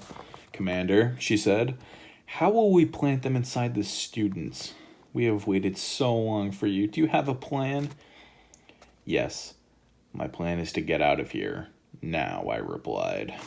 I turned to leave, but they had me surrounded. Their wet eyes studied me. Their purple chests heaved noisily in and out. Their bumps on their skin quivered. I'm glad that R.L. Stine is just continuing the exact same 4 fucking descriptors of these creatures. Wart made a little bow, like a servant. I meant fart. But if you leave, Commander, when will the creeps meet again? He asked softly. Yes, we must meet again soon. We must make a plan, David added seductively. Before the week is out, every student at Harding Middle School must eat a fucking weed, Brenda declared. The others nodded. The creeps will rule, Fart added softly. The student humans will all become creeps. Their tongues flicked out again and slapped each other in a 4-tongued makeout sesh. I've got to get away from them now, I told myself. I've got to report them to the fucking feds. I've got to tell someone at school who they are and what they're planning. But how the fuck am I going to do that? Excellent way to end off that chapter, Ricky. Chapter 19. Buckle in, buckaroos, because we're about to fucking fly off the handle. I decided to play along with them, to stall, to act as serious as they were. If they figure out that I'm not their commander, they'll do something horrible to me, I realized. I pictured the squirrel tail sliding down Fart's throat, and I started to gag like an absolute sissy. How can I get away from them, I wondered. As soon as I escaped, I could report them to someone, to anyone who would listen. Brenda, let me see that weed, I said, trying to sound as if I were trying to give an order. My voice came out strong and steady, but my hand trembled like a wet fart as I reached for the bag. I took the bag and carefully unwrapped the twist tie on the top.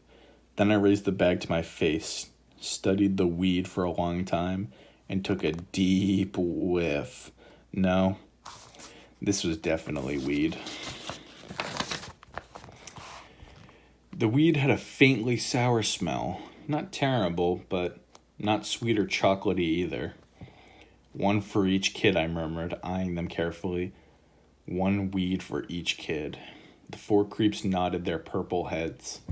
At least 1 for each student, Brenda said. That's all it will take to turn them into creeps, she snapped, her long rows of jagged teeth.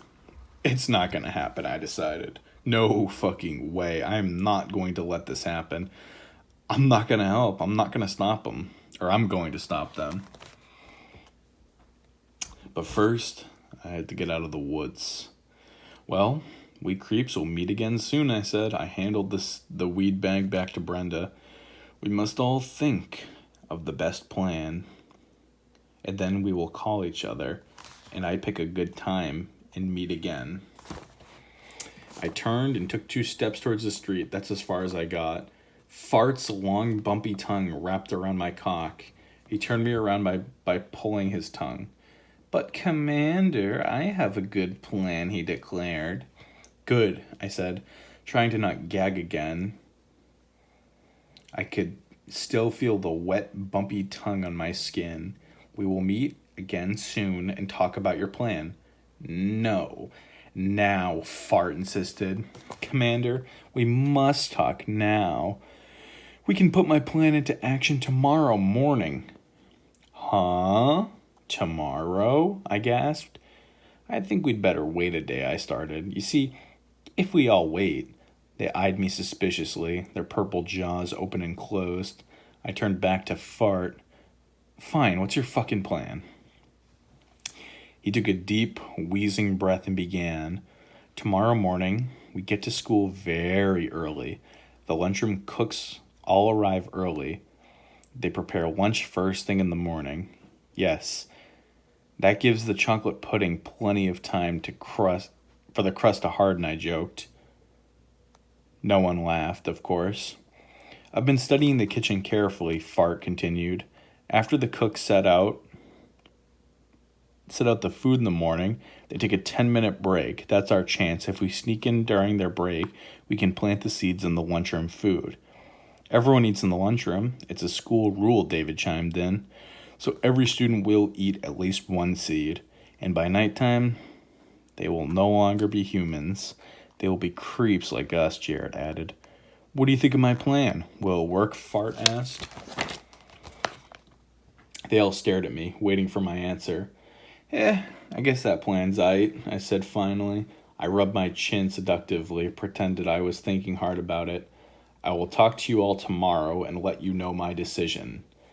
Their lizardy faces drooped with disappointment. Tomorrow, Fart cried unhappily. But we could do it tomorrow morning, Commander. We could plant the seeds, and by tomorrow night. I raised a hand to cut him off. Tomorrow, I said firmly. They were still grumbling to each other as I turned and hurried away. I expected one of them to grab me and pull me back, but this time they let me go. I edged through an opening in the evergreen shrubs. Then I started to jog. Between the bare, trembling trees across the street and down the block towards my house. What the fuck am I going to do? I asked myself as I ran. I can't let them turn everyone in the school into creeps. I can't let them drop their identity weed into the lunchroom food. But how can I stop them? If I tell them not to do it, they'll figure out I'm not their commander. They'll figure out that I made a mistake. And then what? What will they do to me if they find out I'm not a creep? Will they gobble me up the same way Fart swallowed that poor squirrel? My side started to ache for no reason, but I kept running. I pictured all the kids in my school turning into bumpy purple lizard creatures. I pictured them all in the woods grabbing squirrels and swallowing them whole like fucking maniacs. I pictured us all slouching around, slapping high fives with our tongues. Yuck, that's fucking disgusting. What am I going to do? I asked myself out loud like a maniac. Why is Ricky talking to himself aloud? We all talk to ourselves, but don't talk to yourself aloud. That's just kind of weird. Am I the only one who knew about these creeps? And the only one who could stop them? And I had to act fast. Damn, chapter 20. We're in the home stretch now. Whew. Pass the mashed potatoes, Dad said with a mouthful of chicken. And the biscuits, please. I passed the food down the table. I took another drumstick from the basket. Mom and Dad both work hard, so they don't have time to cook. They usually pick up something on the way home. Tonight, it was a fried chicken bucket with a bunch of side dishes. Hell yes, Ricky. Get that fucking KFC dinner. The KFC family bucket, go to town. Just start crushing fried chicken every opportunity. They are always starving when they get home. There's no point in talking to them until they've finished their first helping. They can't even hear you over the sound of their chewing. Why are they chewing mashed potatoes, Ricky? Ricky, I need answers. I waited until most of the chicken had been gobbled up by the gremlins. Then I took a deep breath and started my story. There's something I have to tell you, I said softly.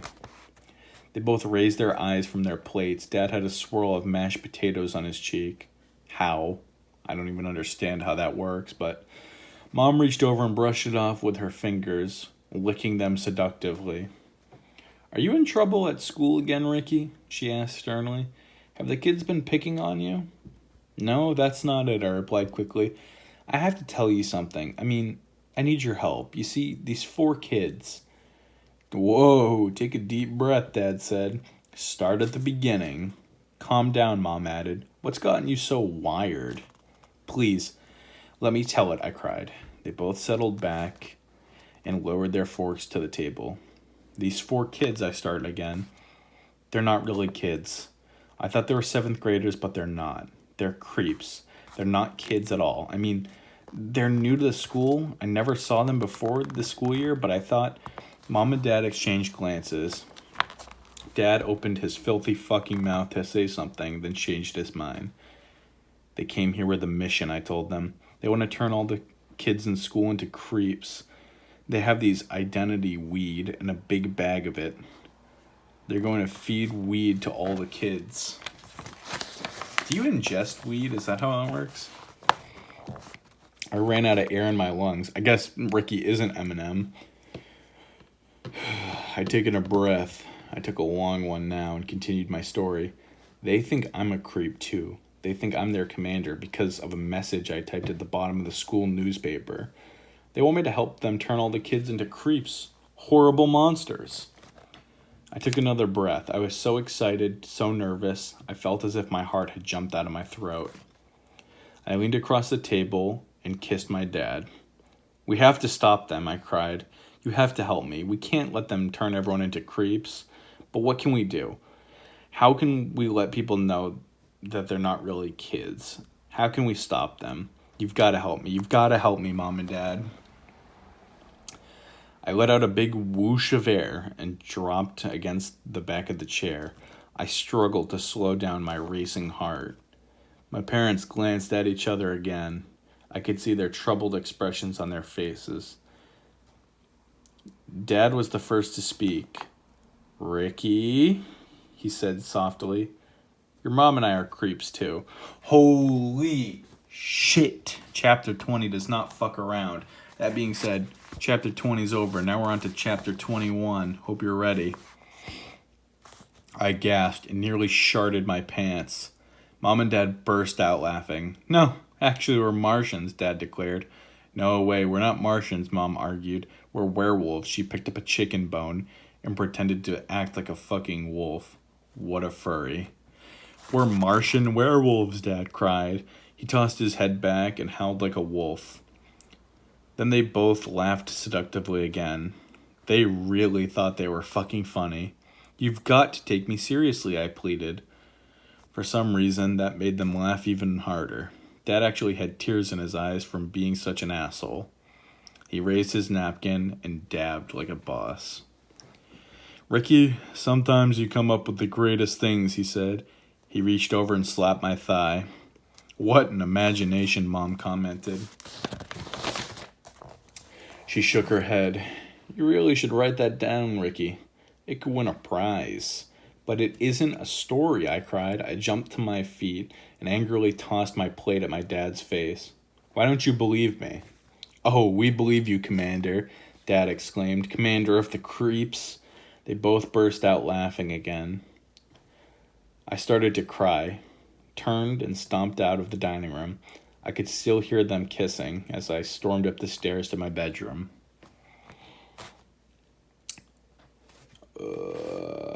I slammed the door behind me and shook my fist in the air.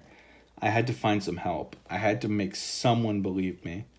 I slumped onto my bed and just sat there for a moment, staring at my groin outside the window. I waited for my heart to stop racing, for my mind to calm down. But I couldn't get calm. My whole body tingled. My brain spun. I grabbed the phone off the bed table and punched in Iris's number.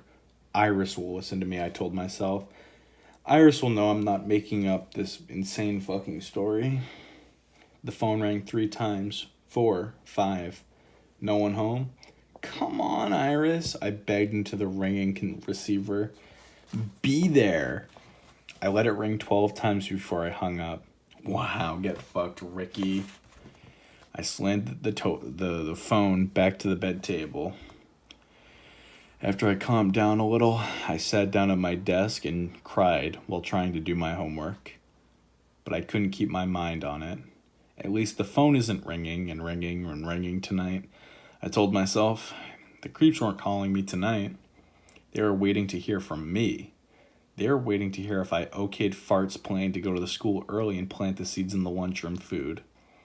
I slammed my science textbook shut. I will go to school early, I said aloud, but not to meet the 4 creeps, not to drop identity weed into everyone's food. I'll go to school early and talk to Miss Crawford, the principal.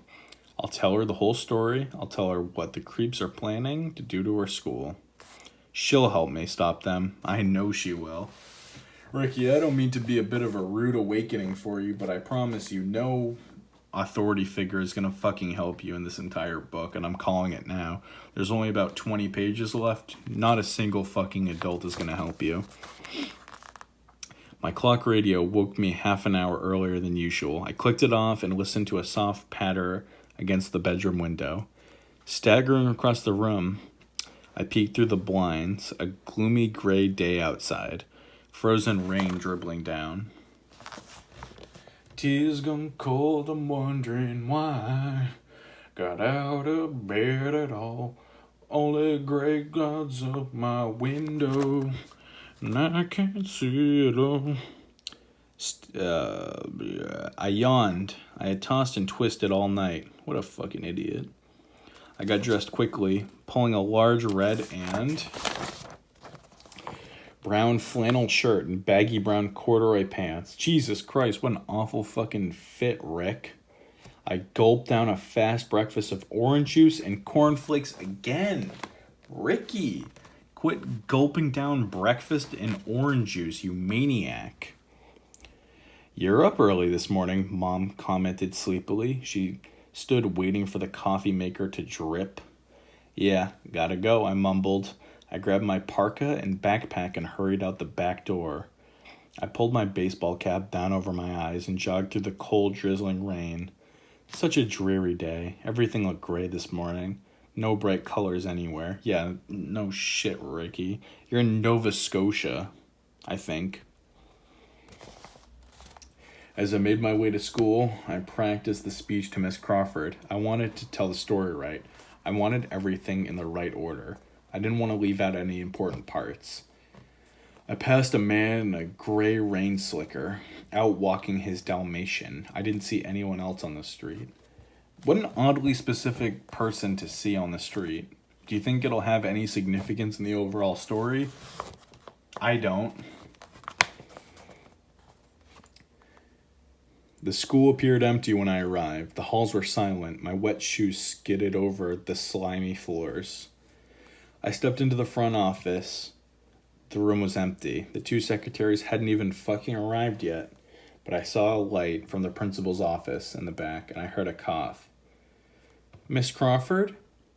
Are you there? I called. Yes, she called back. Who is it? I heard her chair scrape, and she poked her white head out the office door. Ricky, she squinted at me in surprise. You startled me. You're here awfully early, aren't you? I need to talk to you, I stammered. She motioned for me to come step around the front counter and into her office. What's the problem here? She asked, closing the door behind me. It's kind of a long story, I began. Would she believe me?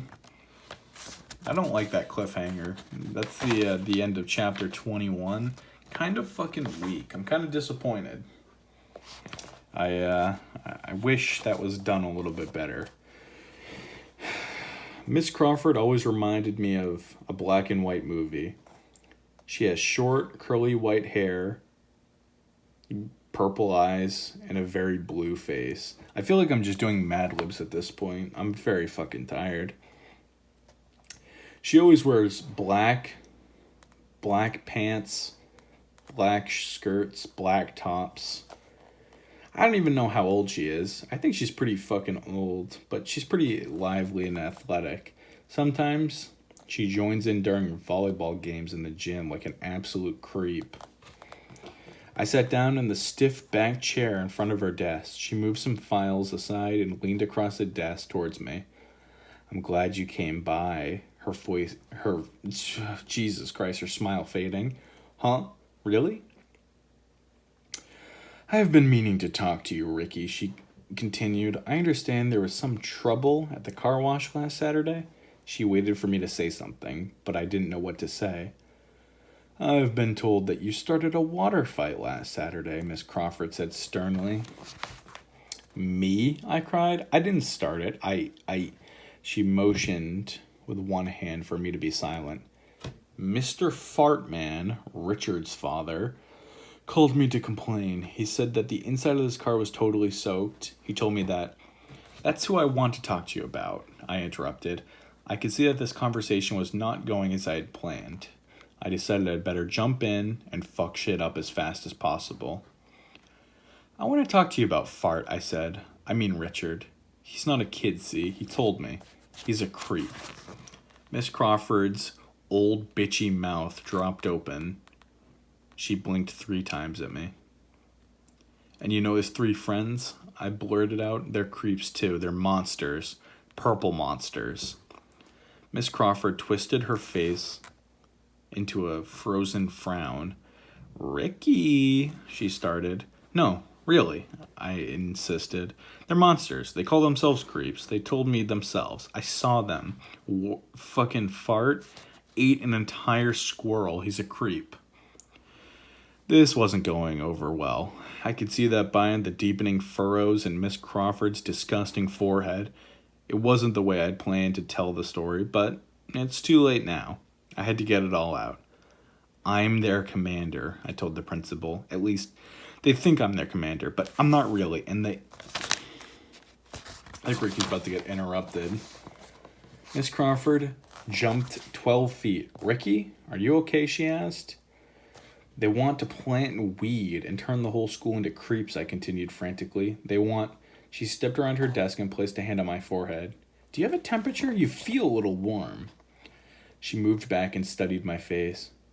Would you like to see my tits? She usually comes in early. No, please, not your tits, I cried. You don't understand. We can't let anyone eat the lunchroom food because they're monsters. Miss Crawford scratched the top of her head. Should I kiss you? She asked. Do you want me to kiss you? I could have someone take you home and I can kiss you. She reached for the phone. Are your parents still home? I could call them. I said, no, please. I jumped to my feet. I'm okay, really. She wasn't going to believe me. No way I could get her to listen to me. Just a joke, I said, backing into the door. Just a joke. Just a prank, really. I'm sorry about Mr. Fartman's car. It really was an accident. The hose just slipped is all. Nice one, Ricky. Nice fucking cover-up. I fumbled for the door, pushed it open, booked it out. Ricky, wait! Miss Crawford called. I really think you should see the nurse. Just talk to her. You seem very excited. Perhaps if you talk to her. I'm fine, really, I insisted. I turned and ran through the front office and out the door. Into the long, empty hallway. My heart's flip-flopping in my chest. I turned the corner and bumped into Fart and his 3 friends. Oh, I let out a startled cry. What are you doing here? Glad you could join us, Commander, Fart said in a whisper. His eyes glanced up and down the hall. Let's go. Go? Go where? I demanded. To the lunchroom, he replied. Whew, chapter 23 is pretty bad. Let's hope chapter 23 picks it up. I turned and looked for Miss Crawford, but she had stayed in her office. The long hall stood empty. Fart and that sexy son of a bitch David moved to my sides. Brenda led the way to the stairs and went down to the lunchroom and the kitchen. Jared walked close behind me. They had me surrounded. I had no choice. I had to go with them. Ricky, you absolutely have a choice. I'm so tired of you saying that you don't have a choice. You have a choice every single time. Every confrontation, you legitimately have a choice. Ricky, if you just broke off and went back to Miss Crawford, what are they going to do? Turn into fucking reptiles and eat you in front of her? No, Ricky, no. Oh my God. Okay.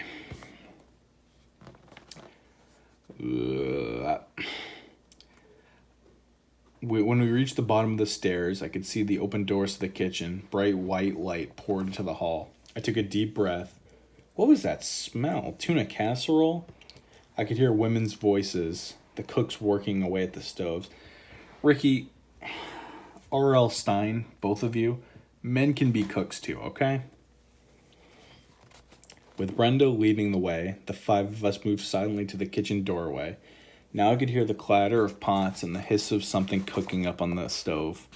A woman coughed. Another one giggled like a maniac. Brenda turned suddenly, and I nearly walked into her. She shoved something into my groin. The plastic bag of weed. "You may have the honor, Commander," she whispered solemnly. "You may hide the weed in the food." Well, I pressed my back against the tile wall. I didn't want to go in there. I didn't want the honor of planting the weed. "Maybe we should come back later," I suggested. "Remember I suggested that we wait? I told you that we wait until..." "We have no choice," Jared whispered. "We know you want the mission to succeed." "Good luck," Brenda said seductively. David and Jared gave me a hard push through the kitchen glass doors. Squeezing the huge bag of weed between my thighs, I blinked in the bright light. I could see 3 women in white uniforms and white aprons. They stood across a big room at the stoves against the wall. They all had their backs to me like fucking idiots. Their dummy thick asses steamed on the stoves. I swallowed hard. If one of them turned around, they'd see me instantly. I slid beside a cabinet near the doorway. Ahead of me was a long, shiny aluminum counter. Enormous trays of food stood cooling on the counter. I saw a big tray of macaroni and cheese and a tray of steamed broccoli, a huge tray of tuna casserole. I guessed it. It would take about 10 steps to reach the counter. So close.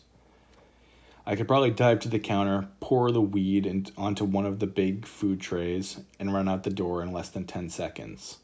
Even if one of the cooks turned around, I could accomplish the mission and be out there before they could even cry out. What am I thinking? I asked myself, pressing against the cabinet. I don't want to accomplish this stupid fucking mission. I glanced back to the kitchen doorway. All 4 creeps huddled there watching me. They waved their hands frantically, motioning me to get on with it. I had no choice, no way to escape. I had to go ahead and plant the weed. I sucked in a deep breath and held it with my weak lungs. Then my eyes on the white uniformed backs of the 3 thick cooks. I crept up quickly to the long food counter. I stopped a few feet away. In front of me on the counter stood an enormous square metal pan of macaroni and cheese. It was steaming hot, fresh from the oven. The tangy green cheese smell floated up to me. I can't fucking do this, I decided. I can't. I turned back. The 4 creeps leaned into the doorway, blocking my escape. All 4 of them were signaling wildly for me to pour the weed. I turned back to the macaroni tray. I raised the weed bag. I pulled open the top. They're watching me. I know. They're all watching. I have to do this, or else they'll know that I'm not their commander. But I have to go ahead with it. But then, in a flash, I had an idea.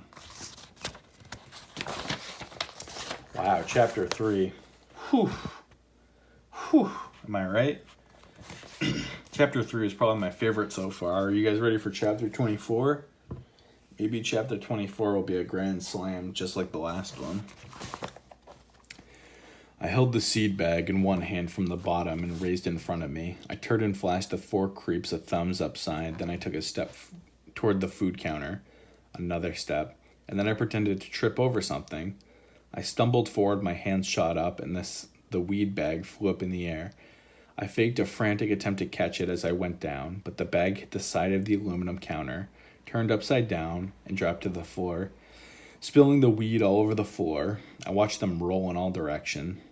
The bag lay on the side in front of me, empty. Yes, I thought happily. I've done it. I've destroyed their stupid fucking plan. I forced an unhappy expression on my face and scrambled on my hands and knees out the kitchen door. Fart pulled me up and dragged me away by my hair from the open doorway. I shook my head sadly. I'm so sorry, I murmured. I'm sorry, I failed you all. I pretended to be in near tears. Really, I'm so sorry. No problem, Jared replied. He pulled another bag of weed from his coat pocket and slapped into my hand. We always carry a spare, Brenda whispered. You never know when you'll need more identity weed. Huh, That's lucky, I replied. Nope. Go back to it, Fart cried softly, slapping me with a fart. This time you will not fail, Commander. The four of them pushed me back through the doorway. I blinked, waiting for my eyes to adjust to the bright kitchen lights for a second time. The three cooks still had their fat asses working at the stoves, with their backs to me. I crept up to the food counter and peered down at a huge tray of simmering macaroni. I had the weed bag gripped tightly in my right hand. The little bag fell as it is, weighed at 110. I'm so sorry about that last sentence. I'm going to try to read that again. The little bag felt as if it weighed 100 pounds. I raised the seed bag over the steaming macaroni. Glanced back at the doorway. All four of the creeps were still leaning at the opening, their eyes locked onto me. I turned back to the food counter, raised the bag higher over the macaroni tray. I have no choice, I told myself. I have to do it this time. I poured the whole bag of weed over the top of the macaroni and cheese. Then I turned quickly to the door and, tiptoeing silently, started to sneak to the kitchen. Stir them, Brenda whispered. She made a stirring motion with her hand as if it was needed. Huh. I stopped within a few feet from the door. Stir the weed in, she whispered urgently. You've got to hide them. Oh, yeah, that's right. I turned and creeped back up to the big tray of macaroni and cheese. I picked up a long wooden spoon and stirred the weed back into the macaroni. Then I turned to sneak back out. I took 3 steps when 2 strong hands grabbed my shoulders roughly from behind. And what are you doing in here, young man? A disgusting fat woman barked. Whew, that's a cliffhanger and a half. A woman grabbed your shoulders and asked what you were doing in the kitchen. Chapter 25, you guys ready? The hand spun me around. I stared into the angry face of Mrs. Marshall. What are you doing in here? She repeated. Miss Marshall is a bitch-ass cook. She's our favorite. She always has kids around with everyone at lunchtime when she dishes out the food. But she wasn't kidding around now. She knew I did not belong in the kitchen because I was a male. Her black curls pressed against her hairnet. She tilted her head, hands in her white apron pocket, waiting for me to answer her question. I glanced to the door, saw the 4 creeps peeking in. Oh, Mrs. Marshall, I whispered. Don't serve the macaroni. She squinted at me. Huh? Speak up, young man. Don't serve the macaroni, I whispered, a little louder. I couldn't say it much louder.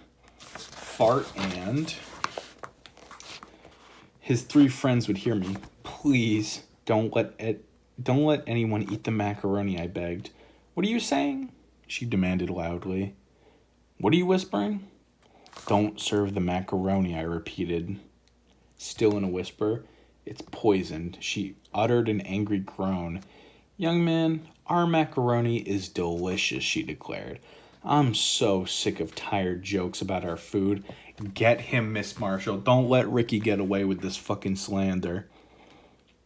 She's right, another cook, Miss Davis, chimed in from across the room. She waved a long mixing spoon at me. We make good, wholesome food here. It's like home cooked, and we're all tired of all these horrible fucking jokes. We have feelings, you know, you disgusting being, Miss Marshall added. We use real cheese in our macaroni, Miss Davis called, still waving her spoon. None of that artificial shit. And real macaroni noodles. That's right, the 3rd cook called. She was new. I didn't know her name. Give him a taste, Alice. Give him a taste of the macaroni. He'll see how good it is. Miss Marshall leaned her fat fucking face over me. Good idea. Would you like a little bowl of macaroni? She stepped over the food counter. Try it. You don't want to make any more jokes after trying it, Miss Davis said. Miss Marshall started to spoon out a little bowl of macaroni for me. I backed up towards the door. No, please, no thank you, I sputtered. I reached the doorway. I had a big breakfast, I told them. I turned and ran out and bumped into the 4 creeps. They all cheered. "Commander, you have done it," Fart cried happily. "You have planted the weed." They cheered again and clapped on me. Oh, shit. They cheered again and clapped and slapped me on the thigh. All 4 of them were grinning their stupid fucking lizard heads off. "Now we just have to wait till this afternoon," Brenda declared. "This school will be crawling with creeps." Wow. I'm about to just skip chapter 26, honestly. I'm about to fall asleep over here. And, holy shit. I didn't go near the lunchroom at lunchtime. I hid in a stairwell instead. My stomach was growling, but I didn't care. I couldn't bear to see all the kids gobbling down the macaroni, swallowing the little weed that would turn them into squirrel-eating creeps. A school full of purple lizard monsters, I thought miserably, and it's all my fucking fault. My fault. All afternoon, I didn't hear a word from my teacher. All afternoon, I didn't hear a word my teacher said. Iris tried to talk to me, but she's a dumb bitch, so I pretended to be listening really hard to the teacher. I sat at my desk, studying the other kids, watching for signs that they were changing, waiting for the weed I had planted to do the evil. But I didn't see anything odd. No bumpy purple skin, no long, flicking tongues. The kids all appeared normal as they could be. After school, the 4 creeps were waiting for me in the playground. They surrounded me and led me to their hiding place in the woods across the street. Fart angrily kicked a stone out of his way. That sexy son of a bitch David and Jared were muttering unhappily and shaking their heads. "It didn't work," Brenda said softly. "The weed didn't work. No one's changed." "What went wrong?" Fart asked. "What could have gone wrong?" They all stared at me. Suddenly, I knew the answer. I knew exactly why none of the kids turned into creeps. "No one ate the macaroni," I blurted out. I could have kicked myself. Why did I tell them? Why did I tip them off? They narrowed their eyes at me. "Huh?" I said, "No one ever eats the macaroni." I'd already started. I had to explain. "It's sort of a school rule. The macaroni hasn't been touched by anyone in years and years." All 4 of them groaned seductively. Fart stepped up to me and stared at me suspiciously. "How do you know that, Commander?" he demanded. "You arrived here only a few days before we did, so how did you know the macaroni hasn't been eaten in years?" I had to think fast. If they discovered that I wasn't a creep, they'd probably disintegrate me. Or eat my ass, or something. One of the kids in my class told me," I replied. I lowered my head. "I should have remembered sooner. I failed you. Our mission is a failure." "No, it isn't," Brenda chimed in. "I have more weed, and a new plan. A better plan." The other creeps turned to her. "Tell us your plan," Jared demanded. "We don't have much time before the weed loses its power." "It's simple," Brenda replied with a shrug. "We bake the weed into cookies, then we hand out the cookies for free at the school bake sale on Saturday." "Excellent idea," David cried. "Yay!" Fart and Jared cheered. "Everyone gets a free cookie," Brenda said, grinning an evil, disgusting grin, "and everyone becomes a creep." Brenda's slimy grin made me feel cold all over. I swallowed my pride hard. My mouth suddenly felt very wet. I knew that her plan would work. I knew that no one in my school could pass up free cookies. What could I do, I asked myself. How can I stop them? They all turned to me. "Shall we bake cookies, Commander?" Fart demanded. "Shall we put Brenda's plan into action?" I stared back at them. They were eagerly waiting for my answer. I wondered if they could see my knees quivering under the pressure. Well, I took a deep breath. I had to try something. I had to think of something to stop them. "I don't like Brenda's plan," I said, trying to keep my voice slow and steady. "I think we must prepare the weed for a later time. I think we should bury the weed in the ground and see if they sprout. That way, we have lots and lots of weed." I know. It was a really lame idea. But it was the only thing that popped into my mind. Would they buy dumb shit like that, I wondered? Would they forget about Brenda's plan and go with my stupid shit? Would they agree to bury the seeds? No way. It took me only a few seconds to realize that I had made the worst possible mistake in my stupid, miserable fucking life. Ricky, how do you fuck up this much in a single Goosebumps book? Also, that was end of chapter 26. Now we're on chapter 27. And chapter 27 isn't even a full page. I'm looking at it right now. It's like less than like 96 words. All right, let's get to it. Bury the weed, Brenda cried. Bury them? The four of them moved in closer. They formed a tight circle around me. I don't know how four people can form a tight circle. Usually you form a tight square, but whatever. I glanced nervously around, searching the woods for the best path to escape, but they had me trapped. Are you sure you are our commander? Fart demanded. That sexy son of a bitch David and Jared sneered at me. A creep commander would never tell us to bury the identity weed, Jared said menacingly.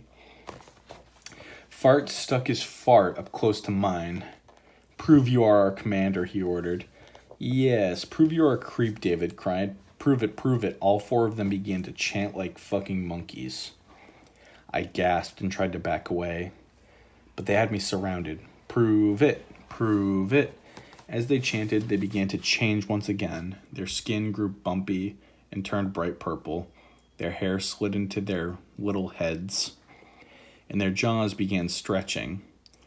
Prove it, they chanted. Prove that you're a creep. I stared at them, unable to move, unable to run. What should I do? I could feel piss begin to trickle down my jeggings. Prove you're a creep, they demanded. Prove it now. Eyes flashing wildly, purple bumps quivering all over their bodies. They slithered towards me in my pissed pants. And I knew I was doomed. End of chapter. Chapter 28. Prove it, prove it. Their long, bumpy tongues flicked at me as they chanted. Prove that you're one of us. Change now. Let us see that you change like us. I swallowed hard. They were chanting for me to change. Staring. Waiting.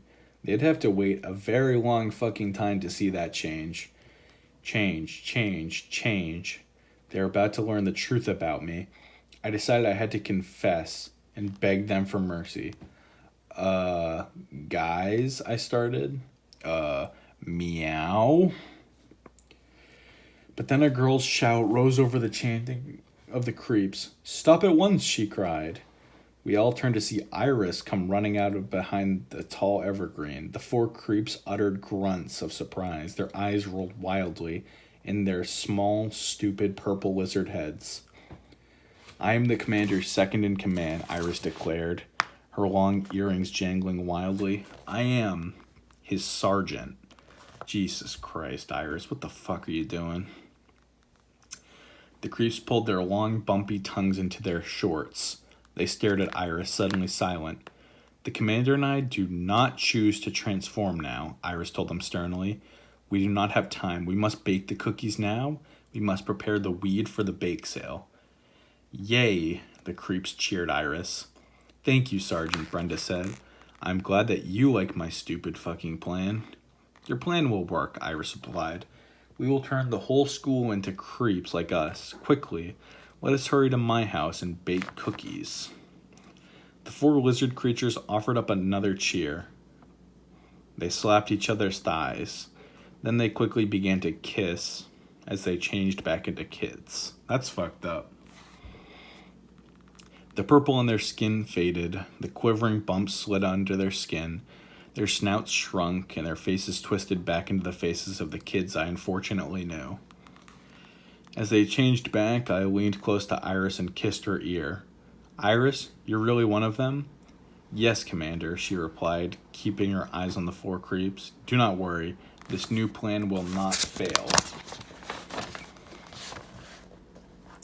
I opened my mouth to say something, but no words came out. I couldn't believe it. Iris? A creep?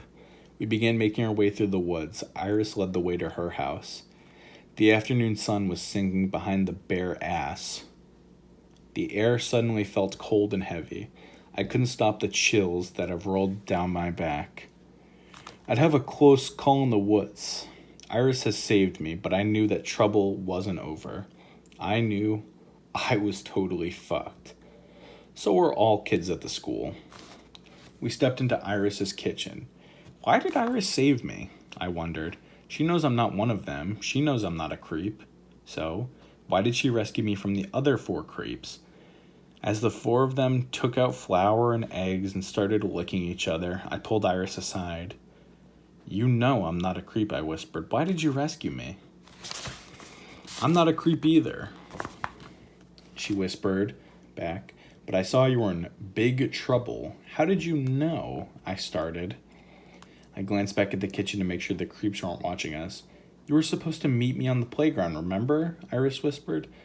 I saw them drag you into the woods. I followed you, I heard everything, and I saw everything, you little prick. Well, thanks for saving me, I replied, but now you're in danger too, you dumbass. She nodded. I know, but I had to save you, didn't I? How are we going to save the rest of the school? I whispered. Excellent question, Iris replied. We have to bake the cookies now. We don't really have a choice. When we get to the bake sale, we'll figure out a way to keep kids from eating them. Yeah, sure, I rolled my eyes. How would we keep kids from grabbing up free cookies? How? Bro. This book is done. There's 5 fucking pages left. You best be coming up with something real quick here, because I don't know, my patience is running out, Ricky. On Saturday morning, Iris and I and the 4 creeps carried our big trays of cookies into the gym. What a fucking crowd. Every kid in school ever was there. They were running back and forth, carrying trays of baked goods on the tables, talking and laughing and kidding around as kids do. A podium with a microphone had been set up under a basket at one end of the gym. The long row of tables stretched from one wall to the other. As Iris and I walked to the tables, the 4 creeps stayed close to our sides, protecting the cookies, watching our every single fucking moves like actual creeps. The cookies with the identity weed inside were piled high on 2 trays. We had baked hundreds of them, thousands of them. More than enough for every single little shit in our school. We passed by a group of kids gobbling down brownies. At the near table, Miss Williamson, our bitch of a teacher, was busy cutting slices in a cheesecake. I saw dozens of plates of cookies spread over the tables. Signs were posted giving the prices. Just about everything cost $1. Nothing was ever fucking free. Yeah, welcome to the real world, Ricky. Nothing is free. Our cookies were the only free items. How could I stop kids from taking them? How could I make sure that no one ate them? We headed to set the tables, but Fart stepped in front of us. Start giving them out right now, he urged. Yep, there's no reason to wait, Brenda agreed. Let's pass out the cookies. The gym is totally jammed with innocent fucking kids. In a few minutes, we'll have 12 new creeps. Fart grabbed for the tray. That sexy son of a bitch David and Jared pulled the plastic wrapping off the cookies. I've got to act. Now I knew. But what could I do? Motherfucking Ricky. Ricky's yeah, I gotta figure something out before this event. And literally seconds before these cookies are given out, he's damn, I should probably fucking do something. No shit, Rick. Good lord, get your life together. As Fart lifted the cookie tray from his hands, I had an idea. I dodged past him, swung my way around a group of chocolate cake eaters, leaped around the podium where Tasha was about to make a welcoming speech, and grabbed the microphone. Attention, attention everyone, I screeched at max volume. A loud squeal from the speakers got everyone's attention. My panicky, nerdy voice echoed from the high gym walls. Don't eat the free cookies, I shouted. Please listen to me, everyone. Don't eat the free cookies. You will all become monsters. Bumps will go all over you, and you look like purple lizard creatures. And you'll eat squirrels whole. Everyone laughed, and the laughter drowned out my desperate, pathetic fucking words. "You've got to believe me," I shrieked into the microphone. I could see Fart and that sexy son of a bitch David running towards the podium. "You've got to stay away from the free cookies." The laughter rose up until I couldn't hear myself. "Get away from that mic," Tasha screeched. She tried to grab the microphone from my tiny baby hands. 2 teachers rushed up to pull me away. "Sicky Ricky," Tasha started a chant like a wrestler. And then the rest of the huge crowd decided to join in. Sticky Ricky, Sticky Ricky. The gym rang with their chanting and wild laughter. I could feel my heart sink in my stomach. Sicky Ricky, Sicky Ricky. The chanting made me feel as if my head was in my ass. I wanted to cover my ears. I wanted to run. I wanted to die. How can I save them if they're just going to laugh at me, I wondered. What can I do if they refuse to listen to me? And then I had another idea, an even more desperate plan than grabbing the microphone and begging them. Sticky Ricky, Tasha led the immature fucking chanting. I tried to ignore the laughing, shouting voices. I knew I only had a few seconds to act. Would my plan work? Probably not, but this was the only thing my panic brain could come up with. I'll gobble down all the cookies myself, I decided.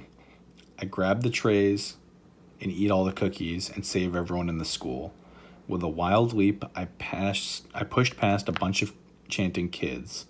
I grabbed the tray of cookies from Fart's hands, and then I opened my mouth and started swallowing them whole. "Ricky, that doesn't work, Richard." Also, I like that the little light in the jack-o'-lantern here is going out because it's just making me more tired. "Ow!" I cried out when someone smacked me in the forehead. I wasn't hurt, just startled. I reached a hand up and felt something wet and gooey. Someone had thrown a piece of chocolate pie. Kids laughed. Tasha ran up and flashed my penis. "Hey!" I cried out angrily. "Sicky Ricky, Sicky Ricky," some kids chanted. "Ricky the rat, Ricky the rat." I heard other kids chanting. Someone wasted a brownie by throwing it at me. I ducked and it sailed over my head. I nearly dropped the tray of cookies laughing. Tasha snapped a photo. "What the fuck is wrong with you?" I shouted. "I'm trying to save your lives, dumbasses." Sicky Ricky, Ricky the rat, Ricky the rat. Don't they realize what danger they're in? I asked myself. Why are they making fun of me? Why do they always make fun of me? I'm the only one trying to save them. This says so much about society, honestly. Sicky Ricky. I'm really tired of doing this chant, if you can't tell. Someone hit me in the chest with the gooeyest slice of cheesecake known to man. I raised the cookie tray. I've got to save them, I told myself. I have to ignore all the teasing and chanting and cyberbullying. I've got to save them all. Fart and Brenda closed in on me. "Commander, what are you waiting for?" Fart asked. "Pass out the cookies." "Ignore their chanting," Brenda said. "Once they eat the cookies, they will all be creeps. You will be their leader. They will all be your slaves. They'll suck your toes." I've got to save them, I repeated to myself. I have to save them. I turned to Brenda. "Huh? What did you say?" "I said they will all be your slaves. They'll lick your feet." Brenda shouted over the chanting and laughter. "My slaves? My slaves? Lick my toes?" I ducked as someone tossed another slice of disgusting cheesecake at me. Sicky Ricky, they continued to chant.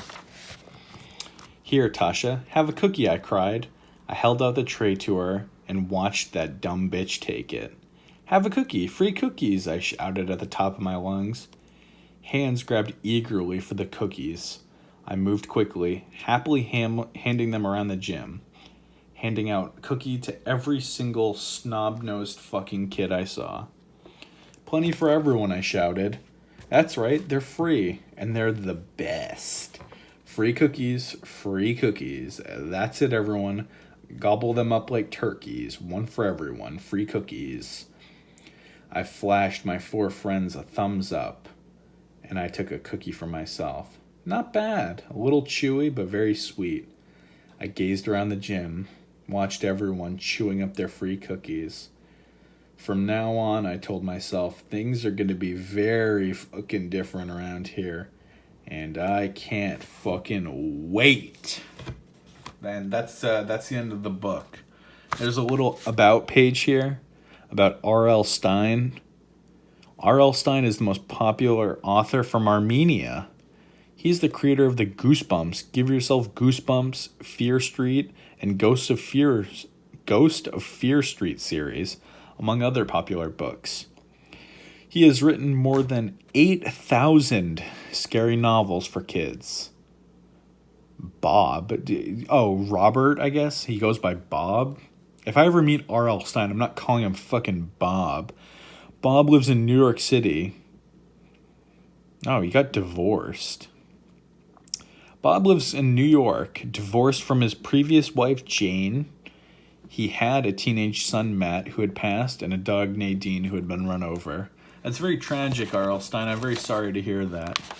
There's also a little bit of a preview to a future Goosebumps book. I really don't want to read 3 chapters of another Goosebumps book. I'd rather just save that for another day. How did you guys feel about Goosebumps? Did you like Goosebumps? Do you want to see more Goosebumps in the future? Post a comment. If you legitimately sat through however fucking long this audiobook thing was, if you sat through this entire video, I want to say I'm sorry, but also comment that you watched this entire thing, because that's a level of dedication that I simply do not believe in. I originally was going to have a review of the book and kind of talk about how I feel about it. I really want to go to bed, honestly. I'm tired. Reading an entire Goosebumps book aloud is a struggle. That being said, if there are any Goosebumps books that you enjoyed reading while growing up, please post a comment. Let me know which one I should read next if I ever read one again. This has been Kyle. I hope you enjoyed this very bizarre video. It was very weird to make, and I don't know if I can say I enjoyed it. But I love you all. Have a good night.